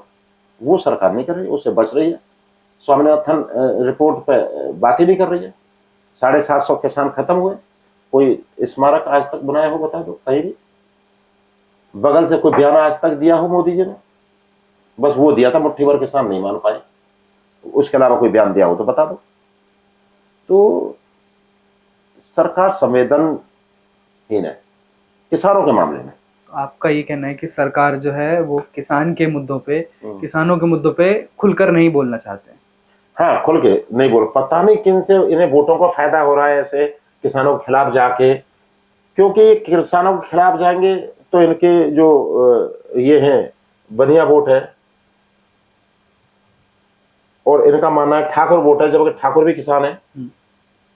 तो ये उन वोटों को लेने के लिए, व्यापारी वर्ग के वोटों को लेने के लिए ये किसानों के खिलाफ जाते हैं और व्यापारियों के पक्ष में रहते हैं। असल में सरकारी व्यापारियों की है बीजेपी, इनको दर्द, किसानों को दर्द से लेना देना क्या है? सरकार पर ये एक बेहद बड़ा इल्जाम है कि सरकार को किसानों के हित से, किसानों के दर्द से लेना देना कोई लेना देना नहीं है। उनकी वो जो हीरोइन है अभी बनी है हिमाचल से, कंगना रनौत। कंगना रनावत, उसके बयान देख लो लगातार कैसे बेढंग के बयान दिए जा रही है। पहले महिलाओं के लिए बोला तो वो महिलाएं पैसे लेके वहां बैठती हैं। कितना बुरा आरोप उन्होंने लगाया उन्होंने, जिसको थप्पड़ पड़ा था जिसके लिए, उसकी बेटी ने, उसकी माँ बैठी थी और उसने थप्पड़ मारा था, तो उसको सबक आ जाना चाहिए। फिर कह रही है वो काले कानून फिर वापस लाने चाहिए, वो तो ये भी कह रही है। तो अब बीजेपी में रह के उसको टिकट देके सांसद बनाने के बाद भी उसका व्यक्तिगत बयान कहां से हो गया? पार्टी का चेहरा बन गया वो, तो कैसे व्यक्तिगत कह सकते हैं? हालांकि चौधरी राकेश टिकैत जी ने आज जवाब मांगा है उनसे, नड्डा जी से, जो वो है नड्डा जी से, आज लिखा है लेटर उनको, तो उनसे उम्मीद कर रहे हैं कि वो जो उसका जवाब देंगे। कैसे बचाव हो सकता है उस चीज का? और अगर जवाब आपको नहीं मिला तो संघर्ष तो हमारा है ही, हमारा संघर्ष तो लगातार चलेगा। हमारे बड़े मुद्दे भी हैं और छोटे मुद्दे भी हैं। किसान तो ऐसा वर्ग है, ये बिल्कुल भोला वर्ग है किसान, ये अपनी बात कहना ही नहीं जानता, कहना चाहता है लेकिन बोल नहीं पाता। छोटे मुद्दों में क्या चीजें आ जाती हैं? छोटे मुद्दों में बिजली का लगातार समस्या चल रही है। 1 किलोवाट के मीटर से लगातार 2, 3, 4 किलोवाट तक कर दिए बगैर पूछे, ऑप्शन बैठे बैठे। मेरे इससे खर्चा बढ़ेगा किसानों का, बढ़ेगा। अब ये बताओ, मेरा अपना देखो, गांव में मेरा एक मकान है जिसमें केवल अम्मा जाती है महीना 2 महीने में, 2-4 दिन के लिए, एक पंखा चला लेंगे 2 दिन, है ना, महीने 2 महीने में जी, और एक बल्ब जला लेंगे, इतना ही तो करेंगे, 2 पंखे तो नहीं चलाएंगे। 2 किलोवाट कर दिया, मुझे पता भी नहीं है, बिल डबल कर दिया। ये सारी चीजें बदल दी गई अपने आप ही, अपने आप, पूछा भी नहीं, मुआयना भी नहीं किया, सर्वे भी नहीं किया। ये कौन से जिले की बात है? ये तो पूरे उत्तर प्रदेश के अंदर करना है। अच्छा, दूसरी जो नलकूप है प्राइवेट, जो सिंचाई के हैं, सिंचाई के खेतों में जो पानी लगाने के लिए नलकूप होते हैं, जो ट्यूबवेल है, उन पे इन्होंने मीटर लगाने की जबरदस्ती कोशिश की। प्राइवेट को इन्होंने उसका ठेका दे दिया मीटरों का, सरकार ने। बड़ा प्लान होता है स्मार्ट। हाँ, तो सरकार क्या करती है कि बड़ी योजना निकालेगी, उसमें बजट का हिस्सा जाएगा। जब बजट का हिस्सा जाएगा तो उसमें क्या होगा कि उसमें पैसे बटेंगे ऊपर से लेके नीचे तक। कोई योजना आएगी तभी तो पैसा निकलेगा, है, राजस्व से जब तो पैसा निकलेगा, तो जब तो बटेगा सब में। तो वो योजना दे दी जब उसका कोई मतलब नहीं था। जब तुमने बिजली फ्री कर दी किसानों की, तो तुम्हें लगाने का मतलब ही नहीं है उसका, क्यों लगा रहे हो उसको जब बिजली फ्री कर रहे हो? ये तो मतलब धोखा देने वाली बात है। तो ये गलत कर रहे हैं, सर आंखों में धूल झोंक रहे हैं, इस तरह के काम कर रहे हैं। तो आप समझिए, इन्होंने बोला था कि किसान आयोग बनेगा, हर जगह उसके कार्यालय होंगे, आज तक कुछ भी नहीं बना। कोई आयोग, दुनिया आयोग बनी, किसान आयोग आज तक बना नहीं। जब कहते 70% वो है किसान है देश के अंदर, कृषि प्रधान देश 70%, 75% है, उसका आयोग नहीं बना, सबके आयोग बन गए। एरा खैरा नत्थू खैरा किसी के भी जाके आयोग बना देते हैं, लेकिन उसके नहीं बनाएंगे किसानों के। पता नहीं क्या इनको दिक्कत हो रही है किसानों से। और जब हम अपनी लड़ाई लड़ते हैं तो हमसे कहते हैं कि तुम खालिस्तानी हो, तुम आतंकवादी हो, और तुम तो नकली किसान हो, दूसरा देश मांगते हो। अब मैंने अपनी गाड़ी लेके चला गया आंदोलन में, गाड़ी सामने खड़ी थी, उसमें कमांडो ओपीसी लिखा हुआ था, है, तो उन्होंने कैमरे उधर दिखा दिए। अब वो थी पता नहीं, मैं भूल गया कौन सा चैनल था, एक लड़की थी मोटी सी, तो उसने उधर लगा दिया और उसमें कह रही कि देखिए नकली फर्जी किसान फॉर्च्यूनर गाड़ी ले लेके आ रहे हैं। अब घर से फोन आया कि आपको टीवी पे ये लड़की दिखा रही है, फर्जी किसान बता रही है, लाइन चला रही है उस पर। तो मैंने बोला भाई, मैं फर्जी किसान हूँ? मैंने ये बता, ये चाहती है कि मैं फटी हुई चप्पलों में आऊं और बुग्गी लेके आंदोलन में आऊं, यहाँ किसान के बेटे बगैर कपड़ों के रहे और हाथ पर रख के रोटी खाएं? तो प्रेमचंद की कहानी की, मुंशी प्रेमचंद की जो कहानियां है, गोदान है, उनकी तरह हम जो है किसान वैसा माइंड में रखा हुआ है। किसान बिल्कुल तरक्की ना करे, नौकरी ना करे, है, तो बिजनेसमैन भी ना हो, किसान का मतलब ये है। अच्छा, तो फिर बोला ना, फिर वो मेरी तरफ से हटा के उधर तो चली गई। फिर दूसरे पर देखिए, जो खाली टेंट थे हमारे, जैसे हमारे किसानों पर स्टेज पे बैठे थे, देखिए ये टेंट खाली पड़े हुए, आंदोलन खत्म हो गया, ये हो गया। तो ये मीडिया ने, असल में मीडिया की भूमिका जो है ना, संदेह में आ गई है। मीडिया भी इतना बढ़िया काम नहीं कर रही है। सच पूछो कि वो बस पूंछ हिला रही है। पार्टियों के, कुछ नेताओं के चैनल भी खरीद लिए गए। और ये जो सोशल मीडिया है, इसने सही मायनों में मुद्दे उठाए इसके, किसानों के। अगर ये सोशल मीडिया नहीं कारगर होती उस वक्त, तो ये जो चैनल है ना, जो बड़े बड़े चैनल है, ये तो सब बिक चुके थे, बिके हुए थे, सब खरीद लिए गए थे उस वक्त। जितने, कुछ अडानी के, कुछ अंबानी के, कुछ इनके, तो ये सब खरीदे। सोशल मीडिया ने किसानों का बड़ा साथ दिया है। ये काफी बड़ा इल्जाम आप देश की नेशनल मीडिया पे वैसे लगा रहे हैं। अरे मैं क्या, दुनिया दे रही है। ये बिके हुए हैं भाई, इनकी भाषाएं देखो, ये बिके हुए बोलते हैं, इनका पता चले, बोल नहीं सकते, ये अपनी मर्जी का कोई दो शब्द नहीं बोल सकते। इनको स्क्रिप्ट दी जाती है बोलने के लिए, वो बोलते हैं जो इन्हें दी जाती है। ये अपनी मर्जी से कुछ नहीं बोल सकते। यूट्यूबर और सोशल मीडिया, ये इसने जिंदा रखा हुआ है देश के लोकतंत्र को। अगर ये ना होती तो ये तो लोकतंत्र को बर्बाद कर देते पूरी तरह से। ये मीडिया तो, ये वाले चैनल है, बड़े बड़े विपक्ष तो, लेकिन बीजेपी और सरकार की, और मतलब सरकार विपक्ष पे, विपक्ष सरकार पे, सब ये लगाते हैं कि आपकी आईटी सेल है जो नैरेटिव कंट्रोल कर रही है सोशल मीडिया पे। कौन की? सबकी, मतलब आपस में एक दूसरे पे इल्जाम लगाते हैं कि सोशल मीडिया भी कंट्रोल्ड है, सोशल मीडिया भी उतना इंडिपेंडेंट नहीं रह गई है। नहीं, सोशल मीडिया तो ठीक काम कर रहा है। सोशल मीडिया तो खैर वो ठीक है। हाँ, उनकी जो आईटी सेल के लोग हैं, वो जो घुमाते हैं, कोई चीज एक डाल देंगे। अब तो आजकल तो इतना नहीं है इनका। नहीं, बीजेपी वालों ने तो बीच में तो आधी काट दी थी। यानी कि आप वो नहीं आता था कि एक कॉल आया, कहाँ से बोल रहे हैं, कि मैं वो उससे बोल रहा हूँ, सीबीआई से। तो उसने बोला, नहीं जी, मैंने तो आज ही सदस्यता ली है बीजेपी की। अच्छा, सॉरी गलती हो गई, गलत रॉन्ग नंबर लग गया। तो एक, हालांकि वो कहावत थी या फिर उस तरह का एक स्लोगन था, या उस तरह का उन्होंने एक मीम बनाया था, लेकिन असल में वो वही असलियत थी। मेरे पास खुद बीजेपी के फोन आए थे पिछले चुनावों में।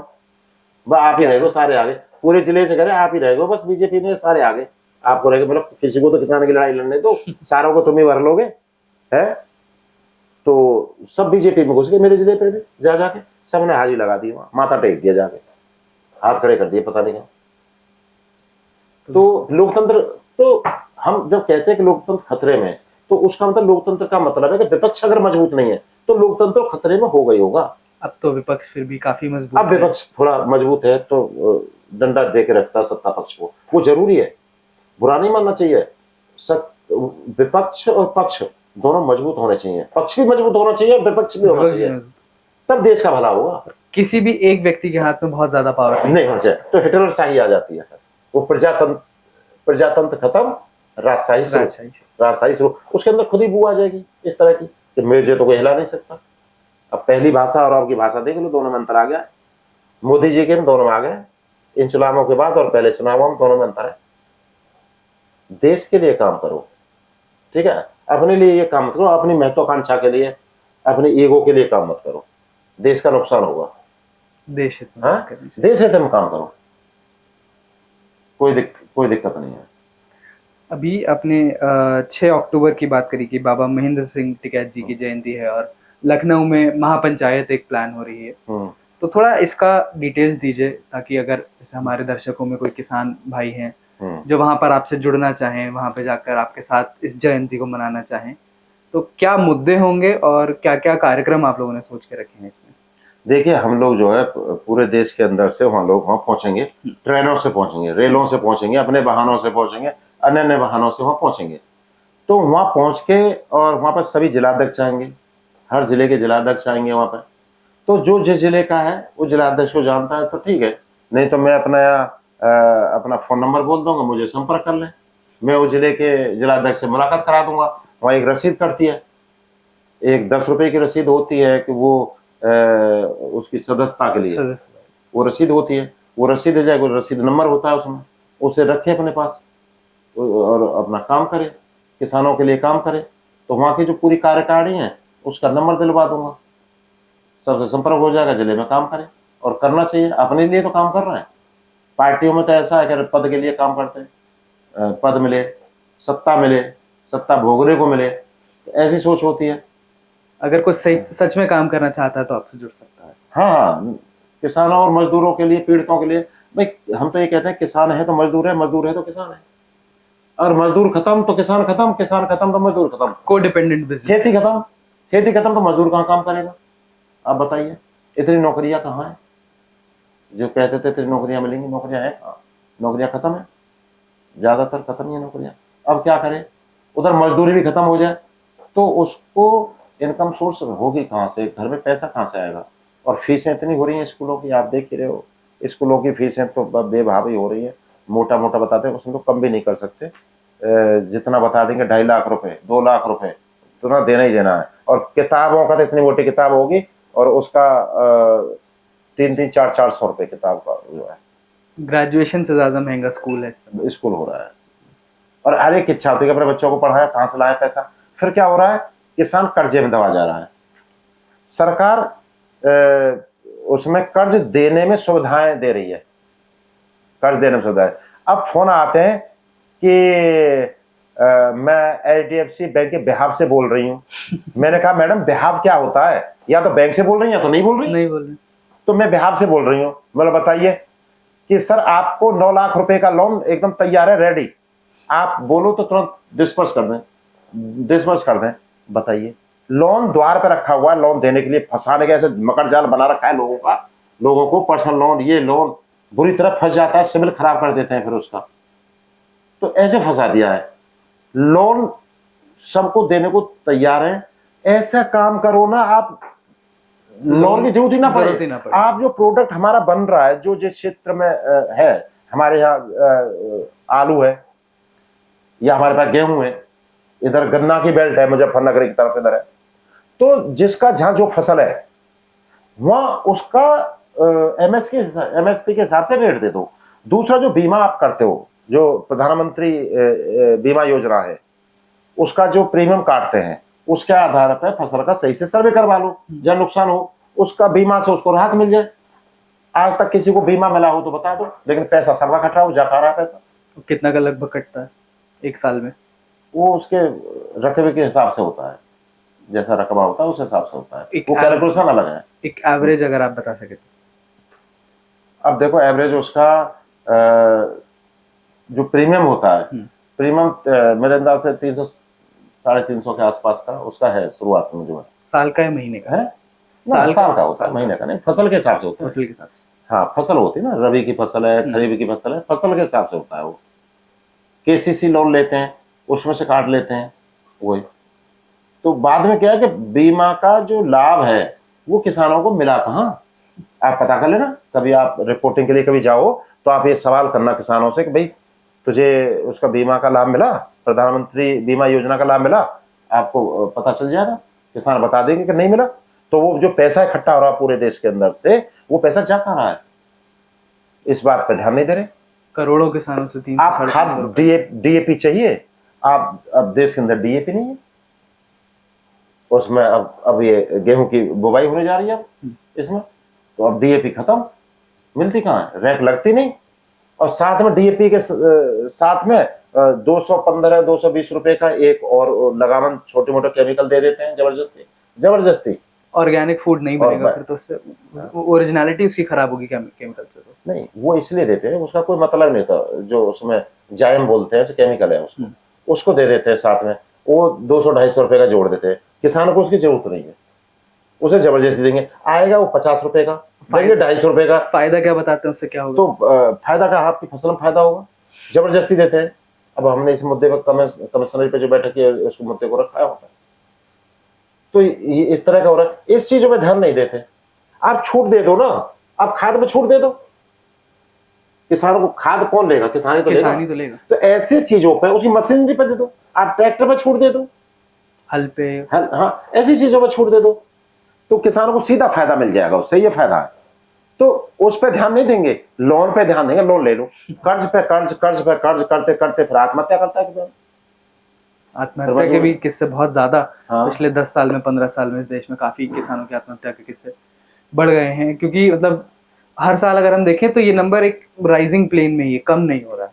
अब तो ये कर्ज जो है बढ़ता जा रहा है, कर्ज बढ़ता जा रहा है। हर गांवों में आप देखेंगे कोई घर बच रहा होगा जिसने कर्ज नहीं लिया। अब ये आप कह सकते हो कि कर्ज क्यों ले रहे हो, ना ले, उसकी जो फसल है और वो फसल मर जाती है।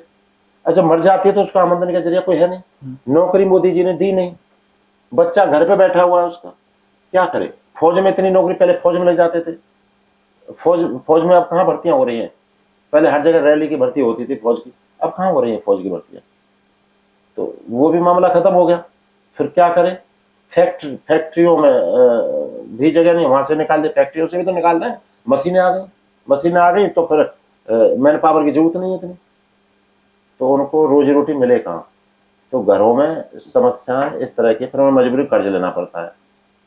अब समूह चला रखे हैं महिलाओं के, तो समूहों से ले, महिलाओं ने, उन्होंने जब आदमियों पर कर्ज लद गए तो फिर महिलाओं ने समूह से लेने शुरू कर दिए। समूह बना रखे जगह जब 10-20 महिलाओं के कमेटी टाइप से, वो सरकार की योजना, तो उससे भी ले लिए, उससे भी गांवों में कर्ज पहुंच गया। कर्ज पे जोर दे रही है सरकार। कर्ज वो वापस कैसे होगा ना, सवाल तो ये है। आमदनी होता होगा कहाँ से? तो ऐसे करके आत्महत्या हो रही है, ऐसे करके कर्ज से लदते जा रहे हैं। इस चीज पे ध्यान नहीं दे रहे। ऊपर दिखा देंगे कि हमने इतने रोड बनवा दिए, हमने इतने ये कर दिए, लेकिन जो आमूलचूल परिवर्तन जो है, जो होना चाहिए, जो लघु उद्योग है, लघु उद्योग पर जब तक ध्यान नहीं देंगे तो गांव के लोग जुड़ेंगे नहीं। और स्मॉल स्केल बिजनेस पर चौधरी चरण सिंह ने क्या कहा कि समृद्धि का, देश की समृद्धि का रास्ता खेत खलिहानों से होकर निकलता है, वहां से होकर निकलता है।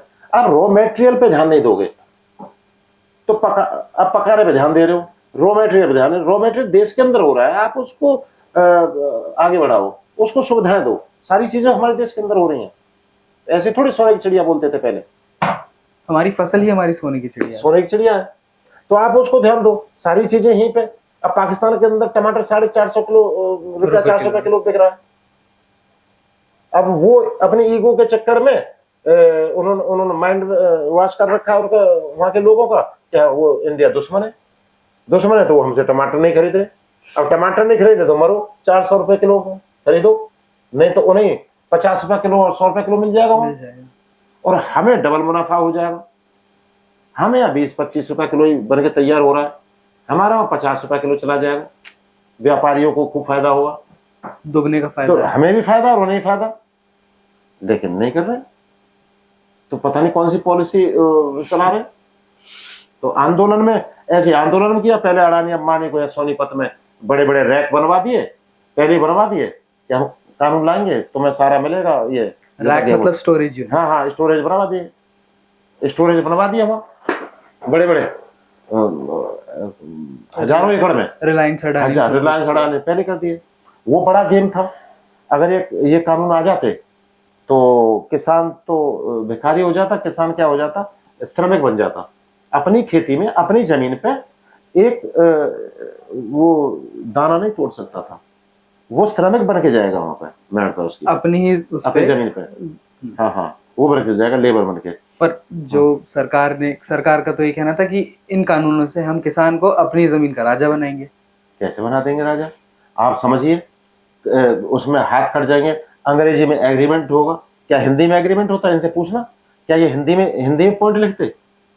अंग्रेजी में लिखते। एग्रीमेंट अंग्रेजी में होता है, क्या वो पढ़े लिखे अंग्रेजी समझ जाएंगे भाषा क्या है उसकी? अगर हिंदी में एग्रीमेंट करेंगे तो हिंदी में करेंगे तो उसके शब्द और वो देखो क्या तोड़ मड़ो होती है। हिंदी में भी सरल भाषा में, व्यवहारिक भाषा में आप बना दो एग्रीमेंट, पता चल जाए। व्यवहारिक भाषा में बना दो आप एग्रीमेंट को, जब पता चले कि पढ़ेंगे क्या लिखना है, क्या पॉइंटों को एक भी एग्रीमेंट करा लेते हो बताना। एग्रीमेंट अंग्रेजी में होते हैं या उस व्याकरण वाली भाषा में होते हैं एग्रीमेंट, वकीलों वाली भाषा में। आप सादा भाषा, फॉर्मल लैंग्वेज में एग्रीमेंट हाँ कर दो तो कोई दिक्कत नहीं, कोई नहीं करेगा एग्रीमेंट अपने खेत का।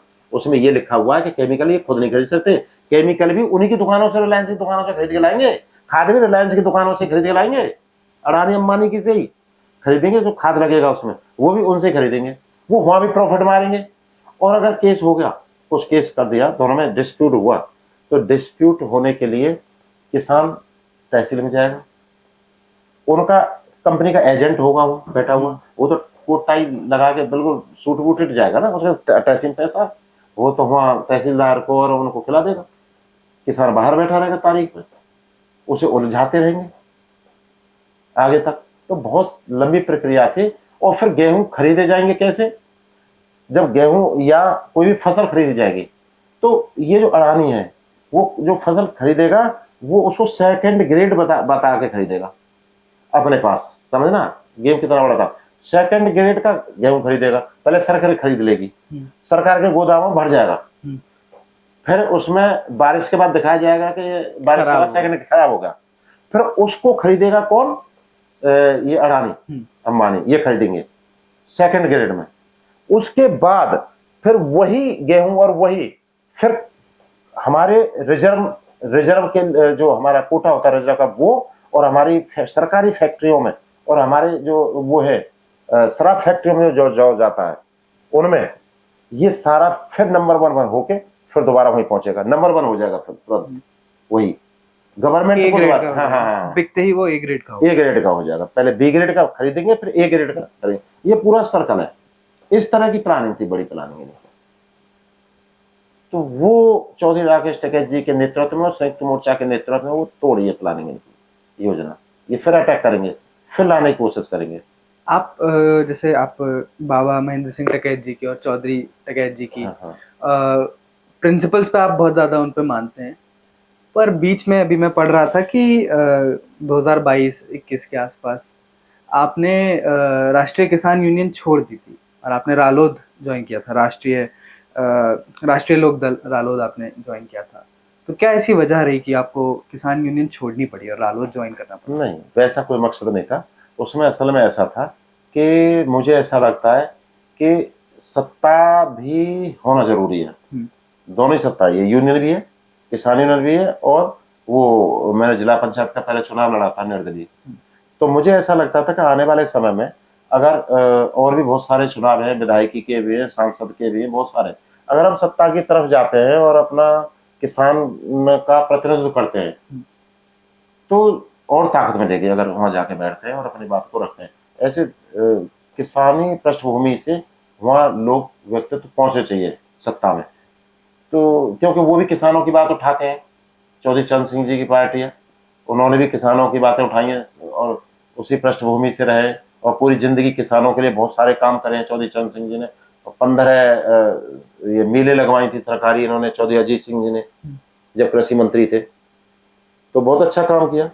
तो वो पार्टी मेरे दिल के नजदीक थी, तो इसलिए फिर मैं उसमें गया था कि मैं ये रास्ता लूंगा। लेकिन फिर थोड़े ही दिन में फिर मुझे समझ आई कि मैं किसान यूनियन में रह के ज्यादा बेहतर काम कर सकता हूँ किसानों के लिए, राजनीतिक रह के ज्यादा अच्छा काम कर सकता हूँ। पॉलिटिकली ज्यादा उतना नहीं इन्फ्लुएंस आप चाहते थे? हाँ, नहीं, ऐसा नहीं है कि भविष्य में मैं नहीं जा सकता, भविष्य में भी मैं चुनाव लड़ सकता हूँ। अगर सही से बनती है बात, में चुनाव लड़ूंगा, अपनी बात को जैसे जिंदा दिली से यहाँ बातें रखता हूँ वैसे वहां भी रखूंगा आगे भी। मतलब ये लक्ष्य किसानों के लिए है, पीड़ितों के लिए है। मकसद लड़ाई किसानों की लड़नी है, जहां मंच कोई भी हो, लड़ाई किसानों की लड़नी है। आपने भी कहा कि आपसे संपर्क कर सकते हैं, आपसे जुड़ सकते हैं किसान, अगर महापंचायत में जाना है लखनऊ वाली। तो जुड़ने से मुझे याद आया कि आपका इंस्टाग्राम अकाउंट भी है और हम देख रहे थे आपका इंस्टाग्राम अकाउंट, कुछ 30-35 हजार फॉलोअर्स हैं वहां पे। तो मेरा जो बेसिक सवाल आपसे उस चीज को लेकर ये है कि जो आप कंटेंट क्रिएशन वहां पर करते हैं, वो लोगों से जुड़ने का एक तरीका आप उसको मानते हैं या वो सिर्फ आपके लिए एक शौकिया कंटेंट है? नहीं, उसमें देखो आपने, फेसबुक तो मेरी वो चीजें होती हैं जो मैं संघर्ष करता हूँ किसानों के लिए, समाज में वो होंगी। इंस्टाग्राम पे वो भी होती है जो मेरे फिजिकल से संबंधित है, या मेरी लाइफ स्टाइल से संबंधित है। तो वो शौक नहीं है, वो भी एक जुनून है जो मुझे एनर्जी देता है। जब मैं डालता हूँ उसमें, वो भी एनर्जी देता है मुझे। और किसानों का तो है ही है, तो उसमें इंस्टाग्राम पे ये वाले रखता हूँ। फॉलोवर तो ये कि फॉलोवर तो उसको देखते हैं, उनको अच्छा लगता है, वो फॉलो कर लेते हैं, फॉलो कर लेते थे। इतना हो गया, मैंने फॉलोवर की तरफ कभी ये नहीं देखा कि इतने होने चाहिए या इतने नहीं होने चाहिए। मुझे डालने से मतलब है, मैं जो जेन्युइन हूँ मैं वही डालता हूँ। आपने एक भी पोस्ट ऐसी नहीं देखी होगी जो मैंने ग्राउंड में चीजें नहीं की। अगर मैं वर्जिश कर रहा हूँ तो वर्जिश का डालूंगा। तो आप खुद डालते हैं या कोई टीम है आपकी जो डालती है? टीम नहीं है, अब 1-2 लड़के रहते हैं साथ में, जो वो है प्रचार मंत्री हैं और हाँ यूनियन में वो है, वो लोग करते हैं, वही वीडियो बनाते हैं, वही फोटो खींचते हैं, साथ में रहते हैं। जो पदाधिकारी है मेरे नीचे, मंडल कोषाध्यक्ष है, मंडल मीडिया प्रभारी है, ये है वहाँ पर साथ में रहते हैं, कभी कोई रहता है, कभी वही करते रहते हैं। ऐसा कोई प्रोफेशनल ऐसा कोई वे नहीं, रास्ता नहीं ले रखा कि वो लोग करते हैं, कोई टीम लगा रखी है उसके लिए, मीडिया के लिए लगा के रखते हैं ना, पॉलिटिशियन लगा मैनेज रखते करने के हैं, लिए। वो सब मैंने कर रखा है। अगर कोई इंस्टाग्राम पे आपको मैसेज करे या फेसबुक पे मैसेज करे तो क्या आप वो कनेक्ट कर सकते हैं आपसे इंस्टाग्राम हाँ के थ्रू? हाँ, फेसबुक Reply आएगा। मैसेज मैं देखता हूँ उसको, और उसको भी देखता हूँ। इंस्टाग्राम पर भी अगर कोई करता है तो मैं नंबर देता भी हूँ, नंबर भी देता हूँ। पेज है कमांडो ओपी सिंह हिंदी में, पेज है मेरा, उसको फॉलो कर सकते हैं और उस पर मैसेंजर पर छोड़ भी सकते हैं मैसेज, मेरा नंबर भी मिल जाएगा, संपर्क कर सकते हैं। तो कहीं का भी हो, यूनियन में कहीं भी पहुंच सकता हूँ। जहाँ यूनियन जुड़ने की बात आ गई तो मुझे खुशी होती है कि ज्यादा से ज्यादा किसान जुड़े हैं। जुड़े आपसे। अपनी लड़ाई है, खुद की लड़ाई है, तो मैं कहीं भी पहुंच सकता हूँ उसके लिए। अगर कोई जैसे आपसे एक वॉलंटियर के तौर पर अगर कोई मान लीजिए जुड़ना चाहता है तो क्या मानक हैं कि आप लोग किन मानकों पे वॉलंटियर्स को चुनते हैं? नहीं, वॉलंटियर तो ये है कि देखो वह असामाजिक तत्व न हो, क्योंकि बदनामी और थोड़ा चरित्र उसका देखा जाता है कि ऐसा ना हो। मदद तो हम सबकी करते हैं, कोई शराबी होगा उसकी मदद करेंगे, बदतमीज होगा उसकी मदद करेंगे, जैसी मदद हो सकती है। लेकिन जोड़ने की जहां तक यूनियन बात है कि बदनामी ना हो जाए, कल को यूनियन की बदनामी ना हो जाए, इसलिए हम थोड़ा ध्यान रखते हैं, उसका बैकग्राउंड देख लेते हैं, आसपास से पता कर लेते हैं, यूनियन जोड़ते हैं। इंस्टाग्राम की आपके हम लोग डिस्कशन कर रहे हैं तो एक रील है आपकी जो मैं आपको दिखाना है, दो तीन रील्स। तो ये एक रील है जिसमें हूटर आपकी गाड़ी में चल रहा है।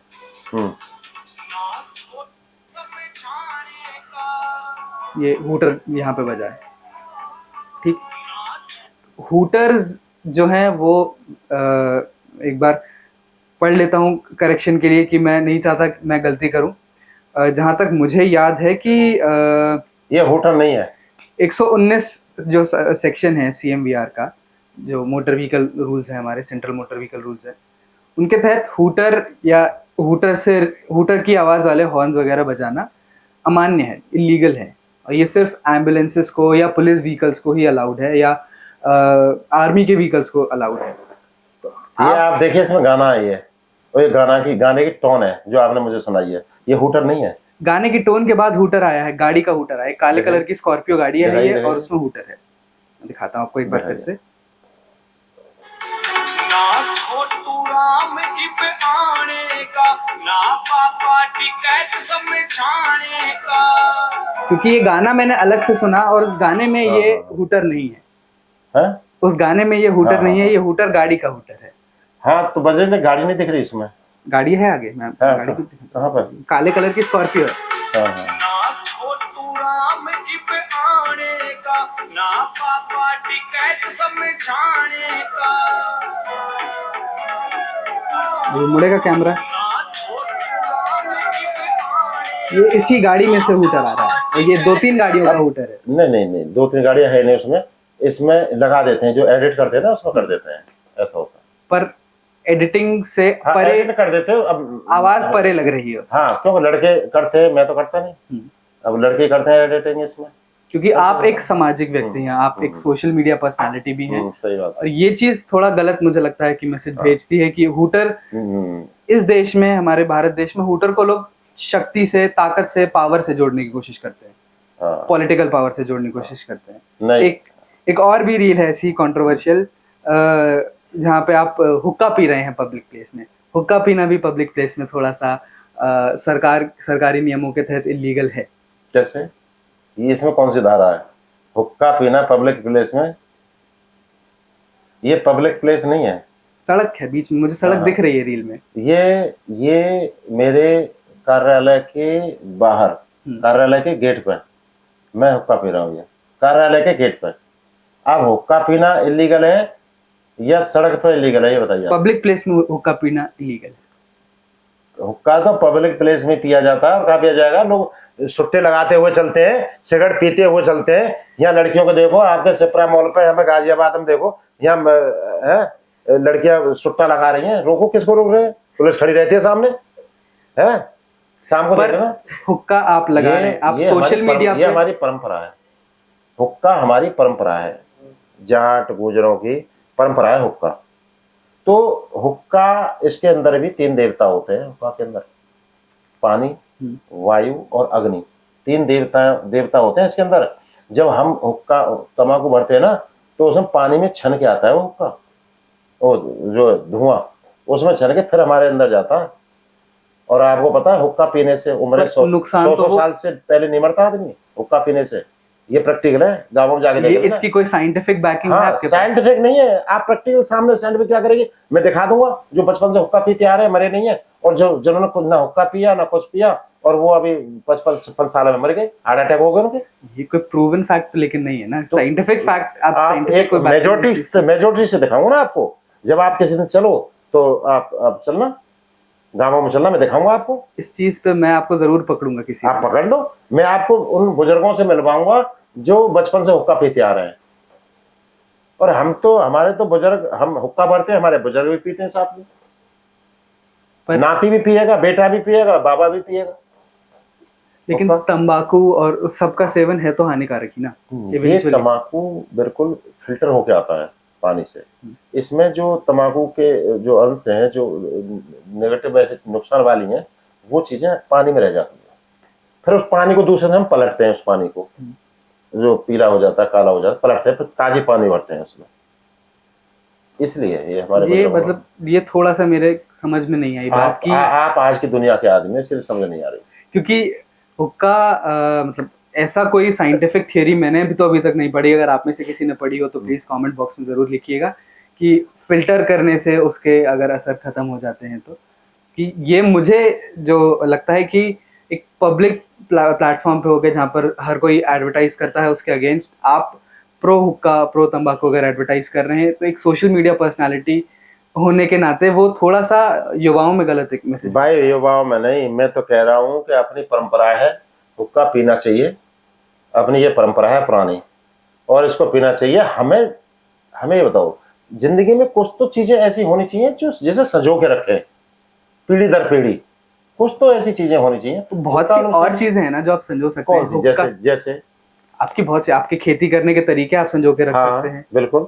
आपके बोलने का तरीका आप संजो के रख सकते हैं। हुक्का ही क्यों संजो के रखना है? हुक्का हमारे बुजुर्गों की परंपरा है, कहीं से तो शुरू हुई है, ये कहीं से शुरू होगी ना। आप देखो, हम 2-3 पीढ़ी से तो हम देख रहे हैं, हमारे दादाजी से हुक्का उनका भी रखा हुआ है घर पे, हमारे पिताजी का भी हुक्का रखा हुआ है। अब मैंने 3-4 हुक्के खरीद लिए, वो भी रखे हुए हैं। तो और आने वाली पीढ़ियां भी पियेंगी उसको। और तंबाकू भी हम लोग जो है अलग अलग तरह के अलग अलग जगह से लेके आते हैं। कहीं पलवल का पियेंगे, कभी करनाल का पियेंगे, फेमस होते हैं तंबाकू इसके जगह जगह। ये ऑर्गेनिक है, ये खेती जमीन से आता है तंबाकू, ऐसा तंबाकू नहीं है। ये जमीन से पैदा होता है, जैसे फसल होती है ना वैसे पैदा होता है ये।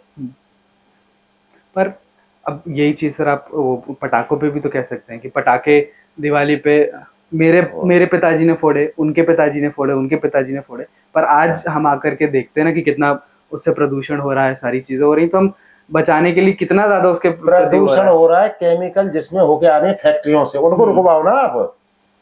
तो ये तो सरकार का आपका काम है। आप भी बीजेपी के चमचे लगते हैं मुझे लगा। जी नहीं, मैं किसी का चमचा मुझे ऐसा लग रहा है।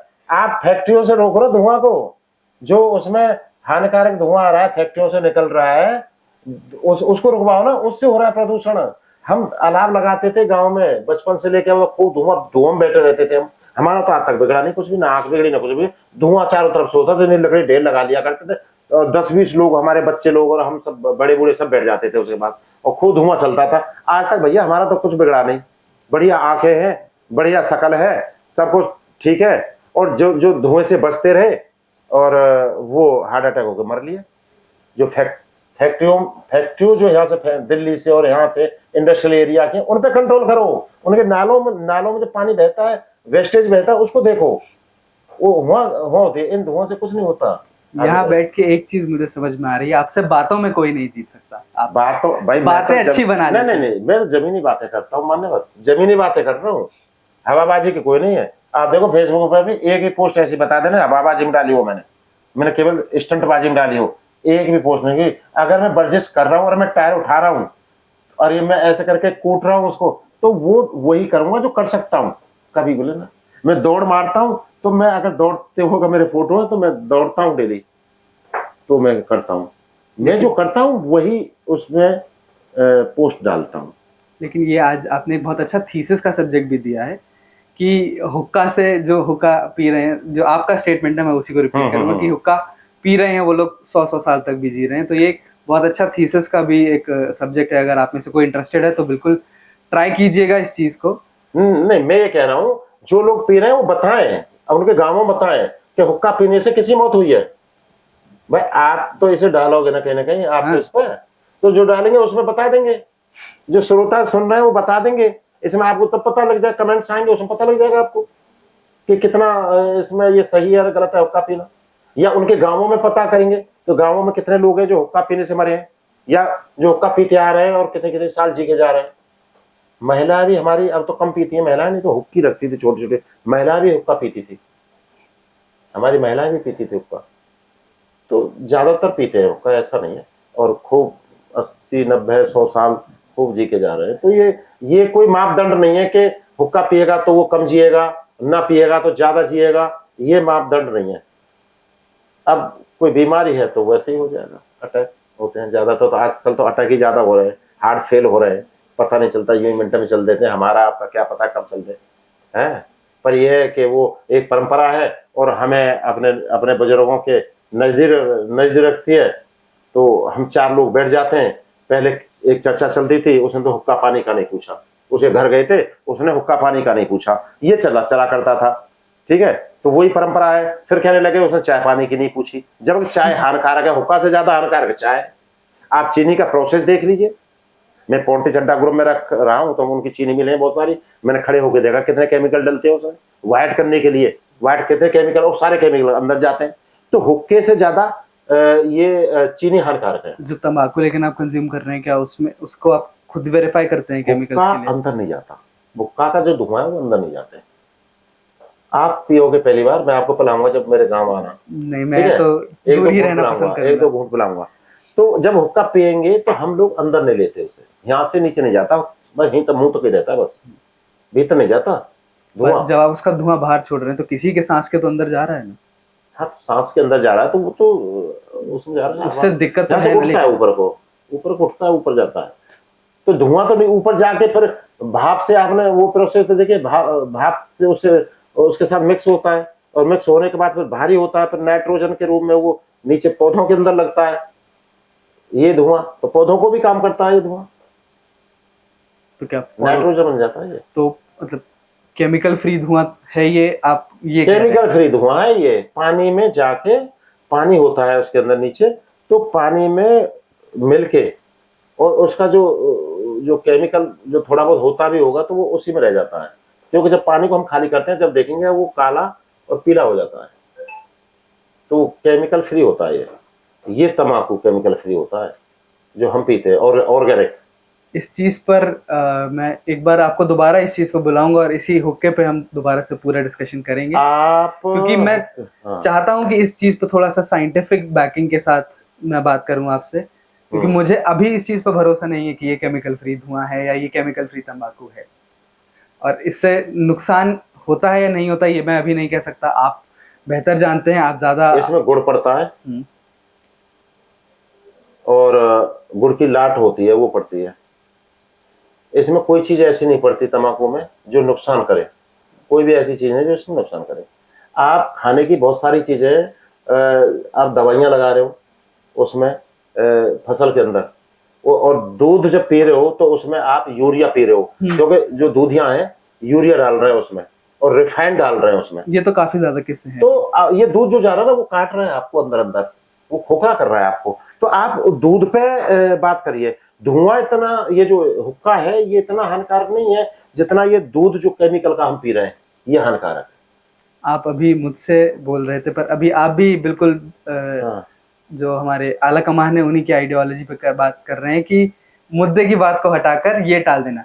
अगर उनसे कोई सवाल करता है कि आप ऐसा कब करेंगे, उन्होंने तो वैसा कर दिया था, उनको देखिए ना जाके। तो अभी आप भी बिल्कुल उसी इसमें बोल रहे हैं कि दूध तो बात कर लीजिए ना, हुक्का का क्या है? हाँ नहीं, हुक्का की बात हो गई, हुक्का तो आपने बता दिया। अगली बार जब हुक्के पे बैठेंगे हम लोग, हुक्के बैठेंगे, हम तो डेली पीते हैं, तो जब आप बैठोगे, जिस दिन आपके पास समय हो, आप हुक्का पे बैठिए और देखिए उसको, उसके प्रोसेस को देखिए, हुक्के को, उस तंबाकू को, आप तंबाकू को ले जाना और उसमें बता देना कौन सा केमिकल है उसका। आपको थोड़ा सा तंबाकू दे देंगे, आप लैब से टेस्ट करवा लीजिए उसका, और आप चीनी को टेस्ट करवा लीजिए, आप दूध को टेस्ट करवा लीजिए, आप सरेआम आप केमिकल खा रहे हैं, आपका आंतड़ी वगैरह सब खत्म हो रही है इनसे।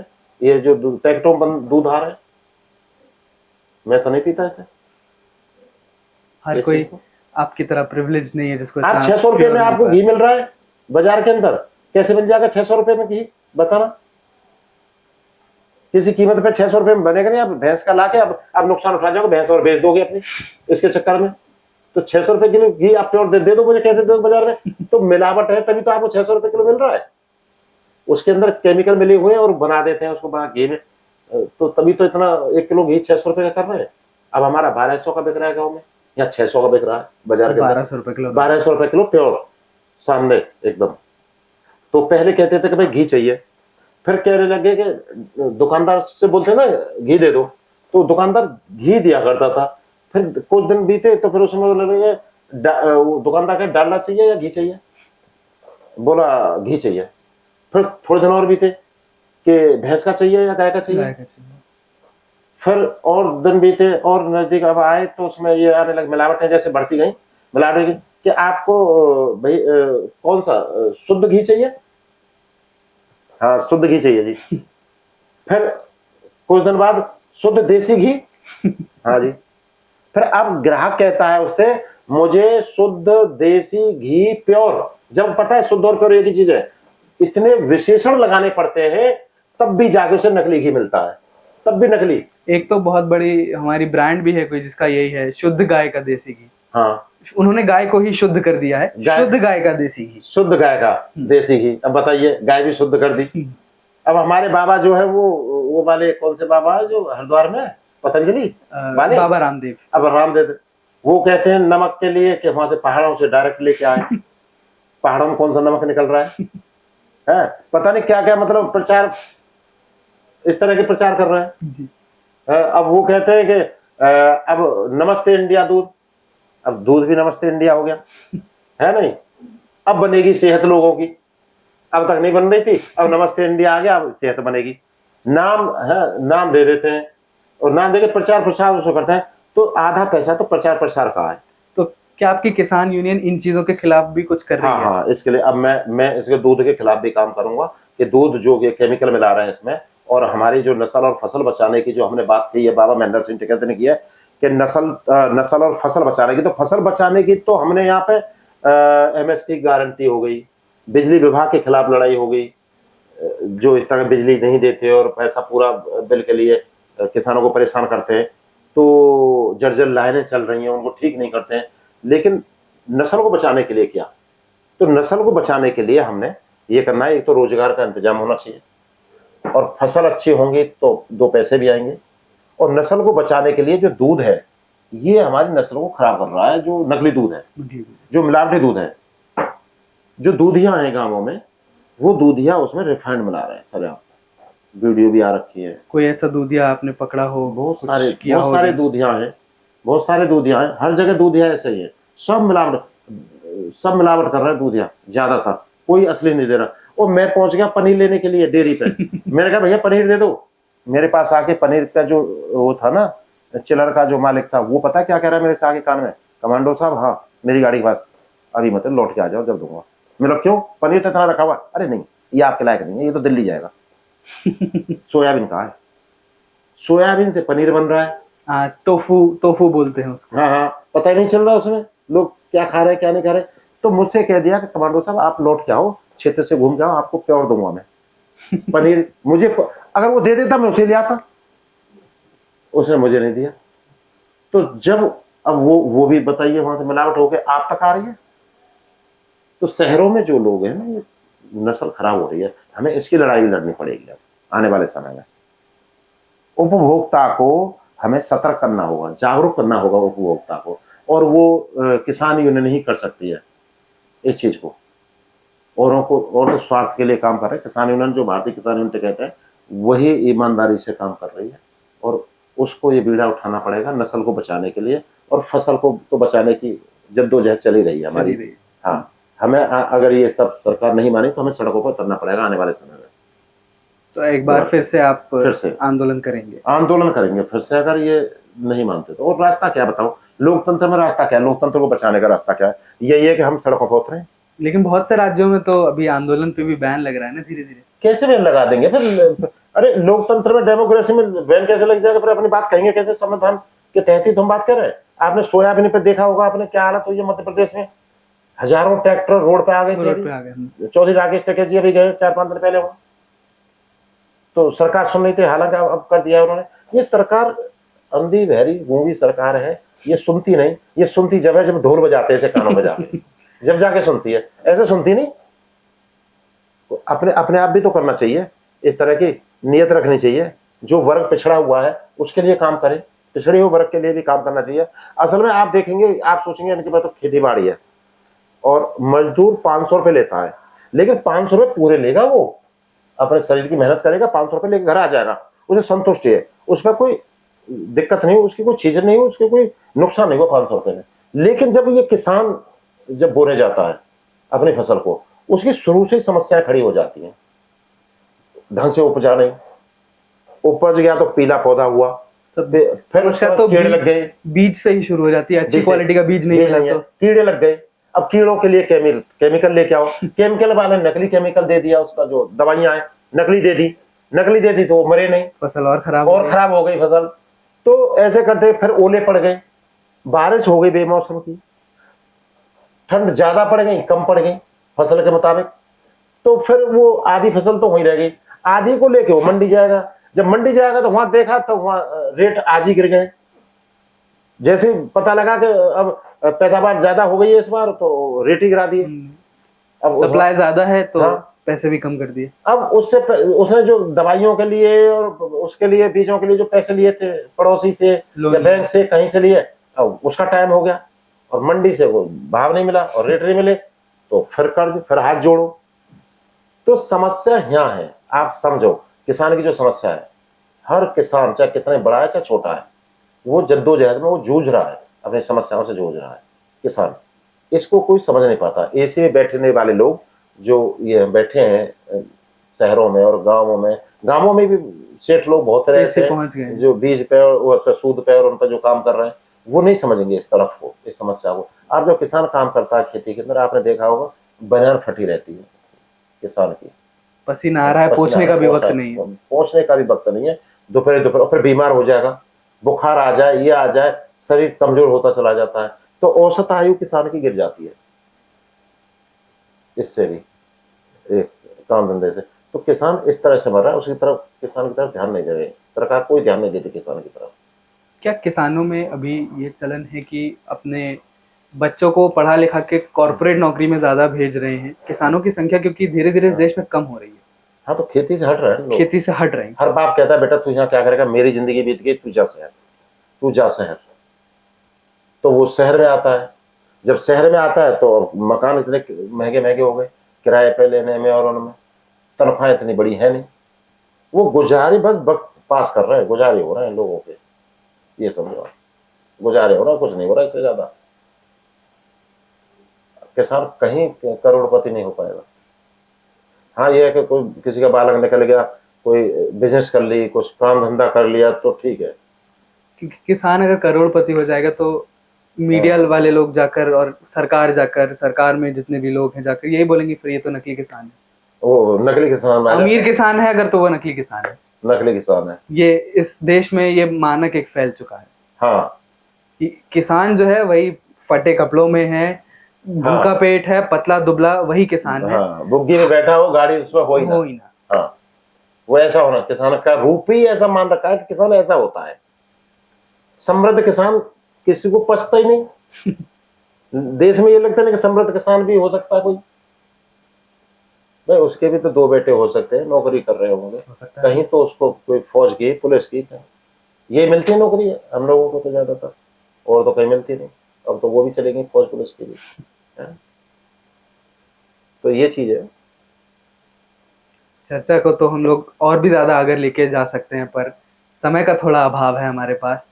चर्चा को हम लोग जारी रखेंगे, और ये हुक्के वाली चर्चा मैं आपसे डेफिनेटली एक बार इस पे पूरा मैं साइंटिफिक बैकिंग लेकर बैठूंगा, पढ़ूंगा उस चीज पे, और इस पर हम आगे बिल्कुल चर्चा आप करेंगे। पहले आपके जो ये श्रोता है, जो आपके ये जुड़े हुए हैं सब्सक्राइबर, वो आपको बता देंगे। सब बहुत सारे जो कालावर होंगे जितने वो भी हैं, जानते मैं होंगे। चाहता हूँ आप लोग भी अपनी वो अपनी राय बता- इस चीज पर कमेंट हमें जरूर करके बताएं कि ये हुक्के वाली बात तो हम लोग चर्चा जरूर करेंगे दोबारा से। चर्चा नहीं करेंगे, आप उसको बैठ के आपको पूरा प्रोसेस समझाऊंगा ठीक है। और पीना भी सिखाऊंगा। नहीं, ये तो मैं तो इन चीजों से दूर ही रहना पसंद करूंगा। मैं टी टॉटलर हूँ, टी टॉटलर ही रहूंगा। चलो ठीक है। चलिए, तो ये थे हमारे साथ ओपी सिंह जी। मुझे आशा है कि आप लोगों को ये इंटरव्यू पसंद आया होगा। आप लोगों को हमारी बातचीत से काफ़ी चीज़ें समझने में आई होंगी। किस्से कहानियाँ बहुत सारे सुनाए हमें ओपी सिंह जी ने, और मुझे काफ़ी मज़ा आया ये इंटरव्यू करके। और मैं चाहता हूँ कि मैं आगे भी इनसे ऐसे ही बातचीत करता रहूँ। तो अगर आप चाहते हैं कि आगे सर आए हमारे पास, हमारे स्टूडियो में हमसे बातचीत करें, तो एक लाल कलर का बटन आपको दिखाई दे रहा होगा स्क्रीन के नीचे, सब्सक्राइब वाला, वो ज़रूर दबा दीजिए। बेल आइकन दबा लीजिए ताकि आपको नोटिफिकेशंस आते रहें। मैं आयुष इसी के साथ आपसे लेता हूँ विदा। मिलेंगे अगले वीडियो में।